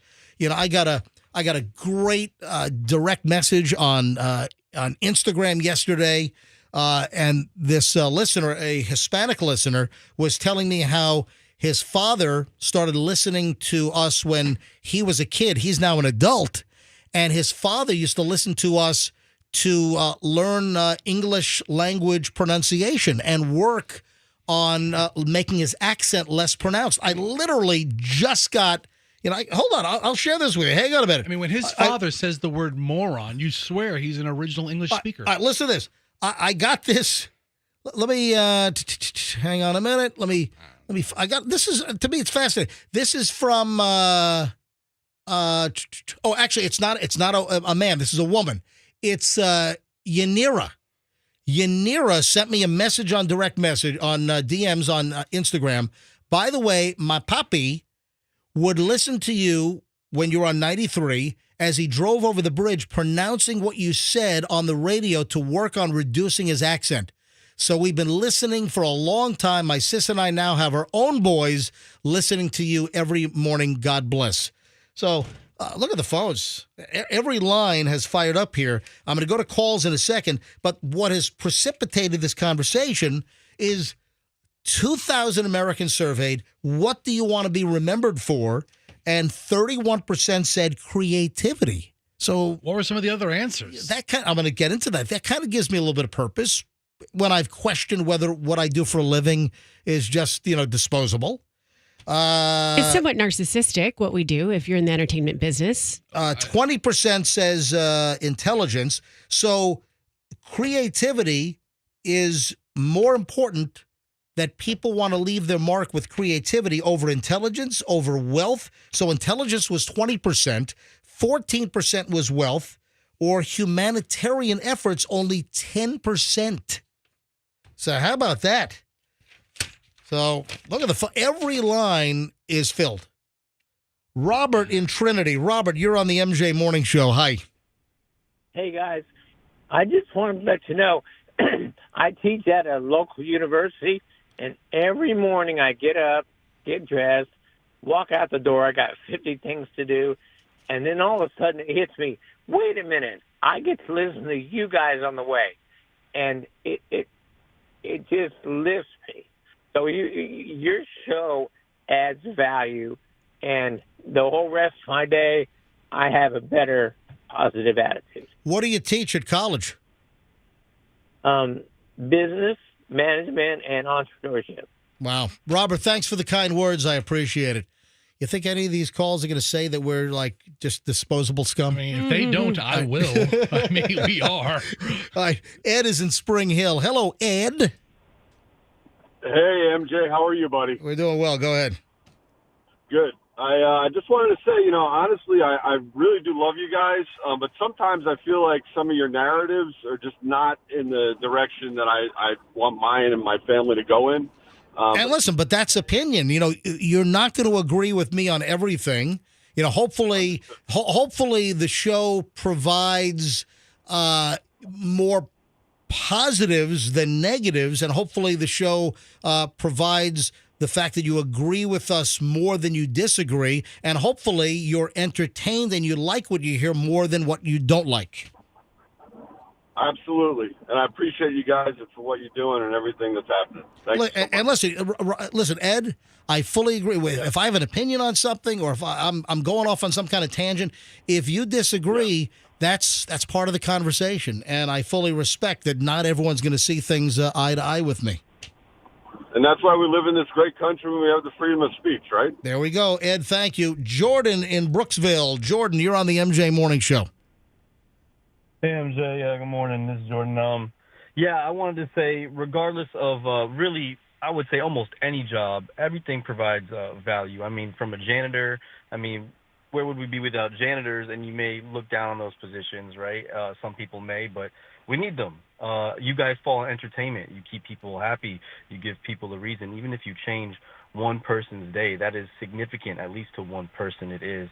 And then I wanted to make one point you said about the military and the humbleness of jobs. And, yeah, those things, they are humble jobs, but also in those fields, I was military for 10 years, and they also question themselves because there are things they give up to do those things. So while it may seem so humble and amazing, there are also things they have to reconcile with themselves. Is this worth losing the time with my family? Yeah. And, of course, it is, but it's like I was gone for 5 years. That's time you don't get back. So everybody wrestles, and it's no matter what you do, you're always going to wrestle with, is this where I'm supposed to be? Jordan, thanks for the call. Thanks for your service, and I fully respect those that make massive sacrifices to serve this country. Appreciate it. Vicky is in Palmetto. Vicky, MJ Morning Show, you're up. Wow. Well, I just wanted to call. I've called you guys before, and I said that the MJ Morning Show is a humanitarian endeavor for sure. I have been listening to you guys since 1994. I was going to college. I remember driving to St. Pete College on US 19, and that the glass had turned into like the Virgin Mary. You remember that? Oh yeah, on US 19, the building that had the Virgin Mary stain on the glass. Yeah. Yes, and you guys went out there and you were selling T-shirts, and the traffic was backed up for miles. I'll never forget that day. And I wanted to be a musician when I grew up. And now it's 2024 and I play the violin, and that's what I do. And I think about that same thing. Is it worth, it's time, you're giving up time. But every time you do something like you guys do, or like what I do, we make people so happy. We change their entire day. They could be having the worst day ever. I could be having the worst morning ever. And I turn you guys on, and the whole day just changes. Oh. If I don't listen to you guys in the morning, I don't have the best day. I always have the best day. When I hear you guys, I laugh. It's so funny, and you guys are always talking about something that's relevant, and you're like this weird radio family. Like, you don't know me, but I know you guys. Froggy, Fester. I remember BJ. I love Roxanne. By the way, tell Roxanne if she just wants some time off, I'll take the job. Yeah, Roxanne left to be with her kids. She's gone. She's quit the show. I mean, that was my dream, was to be the other one on the MJ Morning Show. Oh, wow. Yeah, talk about terrible dreams. And you know what? The fact that you're a violin player also impresses me. That's one of my regrets. I don't know if I would have had the aptitude, but I wish that I could play the violin because it's my favorite instrument. And I just started doing online lessons. I have a lot of adult students. My oldest student is 72. If you decide, I will show you how to play the violin. The first lesson is free. VickyMusic.com, VICKIMUSIC.com. You just send me an email. I will help you play the violin. I will get you a violin. I'll get you a free violin. Oh, I have a violin. She get you one free lesson. I have a violin because I started taking lessons with Chloe when Chloe was doing Suzuki Method back when she was like 7 or 8 years old. I started to take lessons side by side. Can you teach me how to play this? Can you teach me how to play some Boccherini? I could teach you how to play that. I could have you playing it in 6 months. By just doing next year, if you do 10 minutes a day, it's just 10 minutes a day. That's all you got to do. I guarantee if you did it every day from today till this day next year, you would be able to do that. You might not be able to do anything else, but you could do that. And you only have to be able to play one thing. People just want to see one thing. I want to be. I would love to just be able to play anything. But hey, Vicky, I'll be in touch. Thank you, Vicky. I would love that. You guys just keep being awesome. Thanks, Johnny G, Pinellas Park. I'm going to go a little late here, but let's keep it quick. Johnny, go ahead. That's hard for me to be quick, but I will give it my best shot, guys. Listen, 2 points real quickly. As a former jock on the air who is now host my own game show, and I've been doing it for 7 years in Tampa Bay, it makes a difference.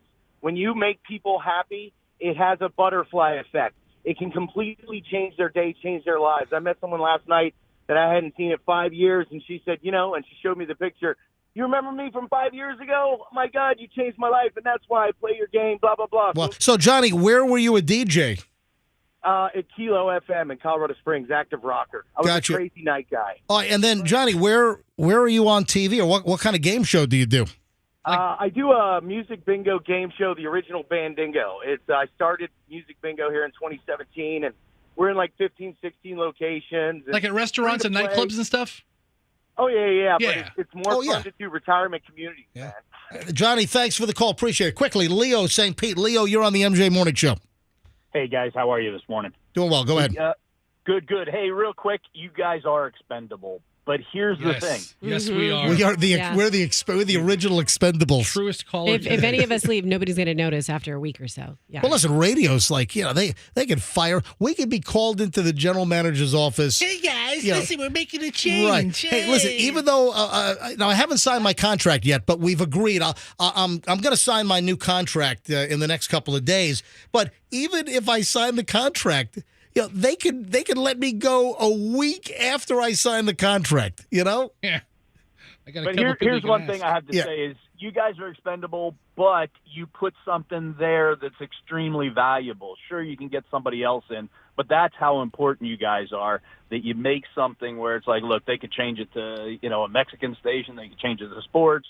You guys put something there that's valuable. Thank you, Leo. I used to be in the regular working world, I call it, rather than entertainment, and drive to an accounting job. And I remember listening to morning radio, and I never take it for granted that we have the ability to affect your mood going into your job. And I take that with a lot of, I understand that's a big responsibility. All right, one more. Travis, Newport Richie. Travis, go ahead. Hey, what's up, guys? Good morning. Hey. I think what everybody said is on point. I mean, you guys are like family, and you're goofballs, and you talk about silly stuff sometimes. But I think that's part of what helps in the mornings. It gets people going, like Roxanne just said. And I think Roxanne's great, man. She adds something extra, different perspective to the show. I'm like a lot of people. I was listening to you guys when my mom was driving me to school. I'm 36 now, and when I heard you guys were coming back, I was excited. And some of my mornings aren't great. I'm a new dad. I got a lot of stuff going on in my life, but I really do look forward to listening to you guys in the morning, and I miss you guys on the weekend when I don't get to hear you. So thank you, buddy. Keep that in mind, man. You guys are doing good stuff, even if you're a bunch of goofballs. Yeah, we're doing the Lord. We're doing the That we Lord's. are. Doing the Lord's work. Hey, you know what I'm going to do? We are. You know those billboards find joy all over the place. Well, first of all, where does all that money come from? So I want to take their exact billboard and do Find MJ. There you go. You think they'll be angry? Hey, thanks for the call. Find him, because there are a lot of people that still don't know we're back. Man, Find MJ. Forget about joy. Find MJ on 104.7 FM with the MJ Morning Show. 926. Running. Yeah. Why are you shaking your head, Fester? I just realized that this is probably what I'll be remembered most for, and I'm a week-by-week employee. There you go. All right. Final chunk of the MJ Morning Show's next. Also, we'll give away a pack of Busch Gardens tickets. Got a 4-pack, and we'll give those away in the next segment. Stand by. If you have...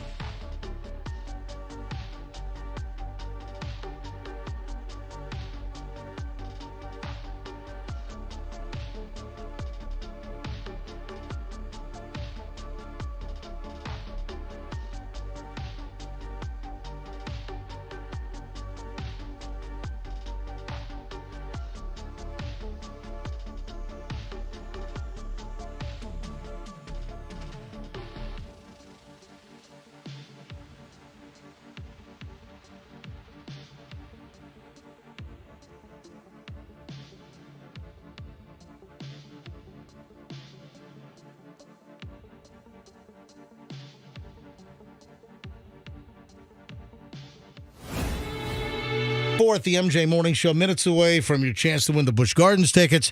A 4-pack of Busch Gardens tickets. You'll be able to experience everything the fabulous Busch Gardens has to offer, including the Busch Gardens Food and Wine Festival, which runs through May 19th.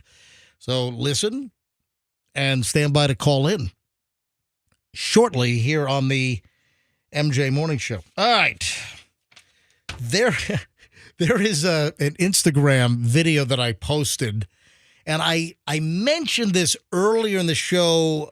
Am I going to talk about it? Will it defeat my little experiment? I guess sort of by putting it on Instagram. I shot a video last night while doing my walk last night, and for those that listen regularly, I endeavor to walk 20 miles a week, 2 miles every weeknight, and then 5 miles on Saturday and Sunday each. So a total of 20 miles walking per week. And in fact, there was another item that I saw about how 5 or 10,000 steps a day can increase your life by 3 years. So you're hitting it. You're doing well then. You're going to live a very long time. Yeah. Well, I shot a video last night. Here, I had to go find this. Walking 5,000 steps 3 times a week for 2 years could add 3 years to a person's life. So I exceed that. I'm walking, over 12,000 steps every single day. Is that going to be enough to compensate for all the ice cream that's floating in your blood? I haven't made ice cream in a while. Really? There's none in the freezer right now. What about all the pizza grease? Well, that's very healthy grease. I don't know. I'm just trying to go through it. Whenever I see those things like, exercising adds X amount of years to your life, I think about the bad behaviors that I do that might be deducting. And is it, net neutral? First of all, pizza's pretty healthy food when you think about it. You've got bread, you've got cheese, and you've got tomatoes. Pizza really is, if you add all kinds of crap to it and, sausage and, all kinds of cured meats, then, you're probably reducing the health level. But pizza inherently is fairly healthy. And also, I'm a very healthy eater. Like, I love a steak, but I only have red meat maybe once a month. So the walking, I think, is very, very beneficial. Where's Fester? He just took off. Did he just leave? He took the rest of the show off. Did he? Did he leave? I think he did. Well, no, his headphones are still here. Where, Andrew, look down the hall. What is Fester He's doing? okay. Do Maybe he's doing steps. Maybe he's walking. Is Maybe his he's phone trying here, to- or does he have his phone? No, he has his phone. I 813. think I hear him. 813-310-8444. Get the fastest response. Jeez, here he There he comes. is. Dude, what are you doing? It's the final segment of the show. Where are you? Well, you know. I mean, you're 5 minutes late. What's that? Listen. What do you mean it's all right? Listen, it was an issue. What's the issue? Well, you know, I've had some issues this week. Are you still wearing the Depend No. undergarment? So everything's back to normal, except everything's empty. Because I've liquidated all my assets. All right, stop, And, please. God. I got my first delivery, if you know what I mean. All right. Go. All right. Is that where you were? Yeah, you asked All me. right, I was like, all right, whoa, all right. I got to go All right, now. So I guess that's where Fester was. Hey, if you're pulled over for DUI, don't try to run from the cops and then use your fingers to make finger guns and point them at them. Yeah, what are the rules on finger guns? Is it different in different states? Well, I don't think you can be charged with pointing a finger gun. But if you try to hold someone up with a finger gun, you can. Like if you go into a bank and you put it under your shirt, and you have just a finger gun. That's different. All right, if you go to a bank and just hold your finger out and they can see you have a finger gun, that I don't think carries the same penalty as robbing the bank with your hand in a bag or under your shirt or in your pocket of your hoodie or whatever, where you're trying to conceal the fact that you don't have a gun and you're making the victims feel like you do have a gun. Yeah, that's going to be different than actually just really pointing your finger and going, I Just gotta be go. careful. This is a holdup. This is a stick up, and you're pointing your finger at somebody. Didn't we just do a story on, wasn't it a principal at a school out in maybe California, and she was pointing finger guns at students and she got in It was a trouble? lockdown drill. Yeah, they were doing a school drill for a lockdown, and the principal got in trouble because she was walking around school with her finger as a gun and like just pointing to students and going, bang, you're dead. I mean, this is like the principal of, I think it was a middle school or was it elementary school? And the principal was walking around just pointing their finger at the kids and going, bang, you're dead. Bang, I mean, just bizarre. Anyway, this is out of Marion County here in the crazy state of Florida. And this guy was pulled over for suspected DUI, driving under the influence. And the body cameras rolling from the Marion County Sheriff's Office caught all this past Saturday. And the individual was getting like teed off about the field sobriety tests and was asking, why are we retesting? I don't understand. The deputies try to, explain to this guy that they're doing different tests to determine whether you're showing signs of impairment, a probable cause. Yeah. And that's when the guy pretended to run off. So during the field sobriety tests, he does a sprint, pretend jog away. And apparently on body cam, it catches the guy saying, bleep y'all, F-bomb, F y'all, I'm out. And then he turns around and runs away for like a second. And then it's like, oh, just kidding. All right, then I'm out. The deputy says, don't do that. And then another deputy says, do you want even more problems? And the guy says, I'm just messing with y'all. Stop it, right? Nobody takes a joke anymore, man. Then the man became cooperative, but then he's making finger guns at the deputies. Not cool. No. Yeah. Anyway, this dude was arrested under probable cause for suspicion of drunk driving. So I'm sure they took him back, or I don't know if they did a breathalyzer in the field or they did the intoxilizer back at the station or whatever. But just a couple of hot tips. What do you think about Frontier Airlines? I'm trying to think. I've been on Frontier, I think, once. I think we once flew Frontier, and this is before they went Super low discount? before they went ULC, which is ultra low cost. Before they went ultra low cost to kind of compete with Spirit, we flew Frontier from Tampa to Denver. And I think we were on the Kinky the Kangaroo. I think that's. I don't remember the animal on the tail of the Airbus 320 we were on, but I thought it was decent. But they've since gone like the whole ultra low cost model. But listen to what they're introducing, and would this interest you?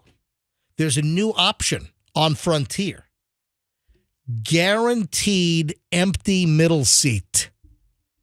Because they fly. I like that option. They fly the Airbus 320 family. And single aisle plane, 3 and 3. So you have 3 people on the right, 3 people on the left with the aisle, the middle, and the window seat. And Frontier has announced a new seating option for extra space and comfort. Up front plus seats are only available in the first 2 rows of the aircraft. And customers in those seats will get guaranteed window or aisle seats with extra leg room and an empty middle seat. Guaranteed nobody.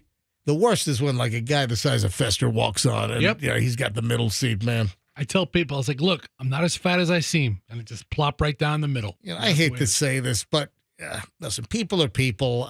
Whether you're skinny or fat or tall or short, we're all human beings. But I'd be lying if I didn't say that when the middle seat is open in my row and I'm sitting in the aisle or the window for that matter, my preference is typically aisle, unless like an overnight flight. If you're flying coach, the window's a little better because then you can kind of lean against the wall and sleep a little bit.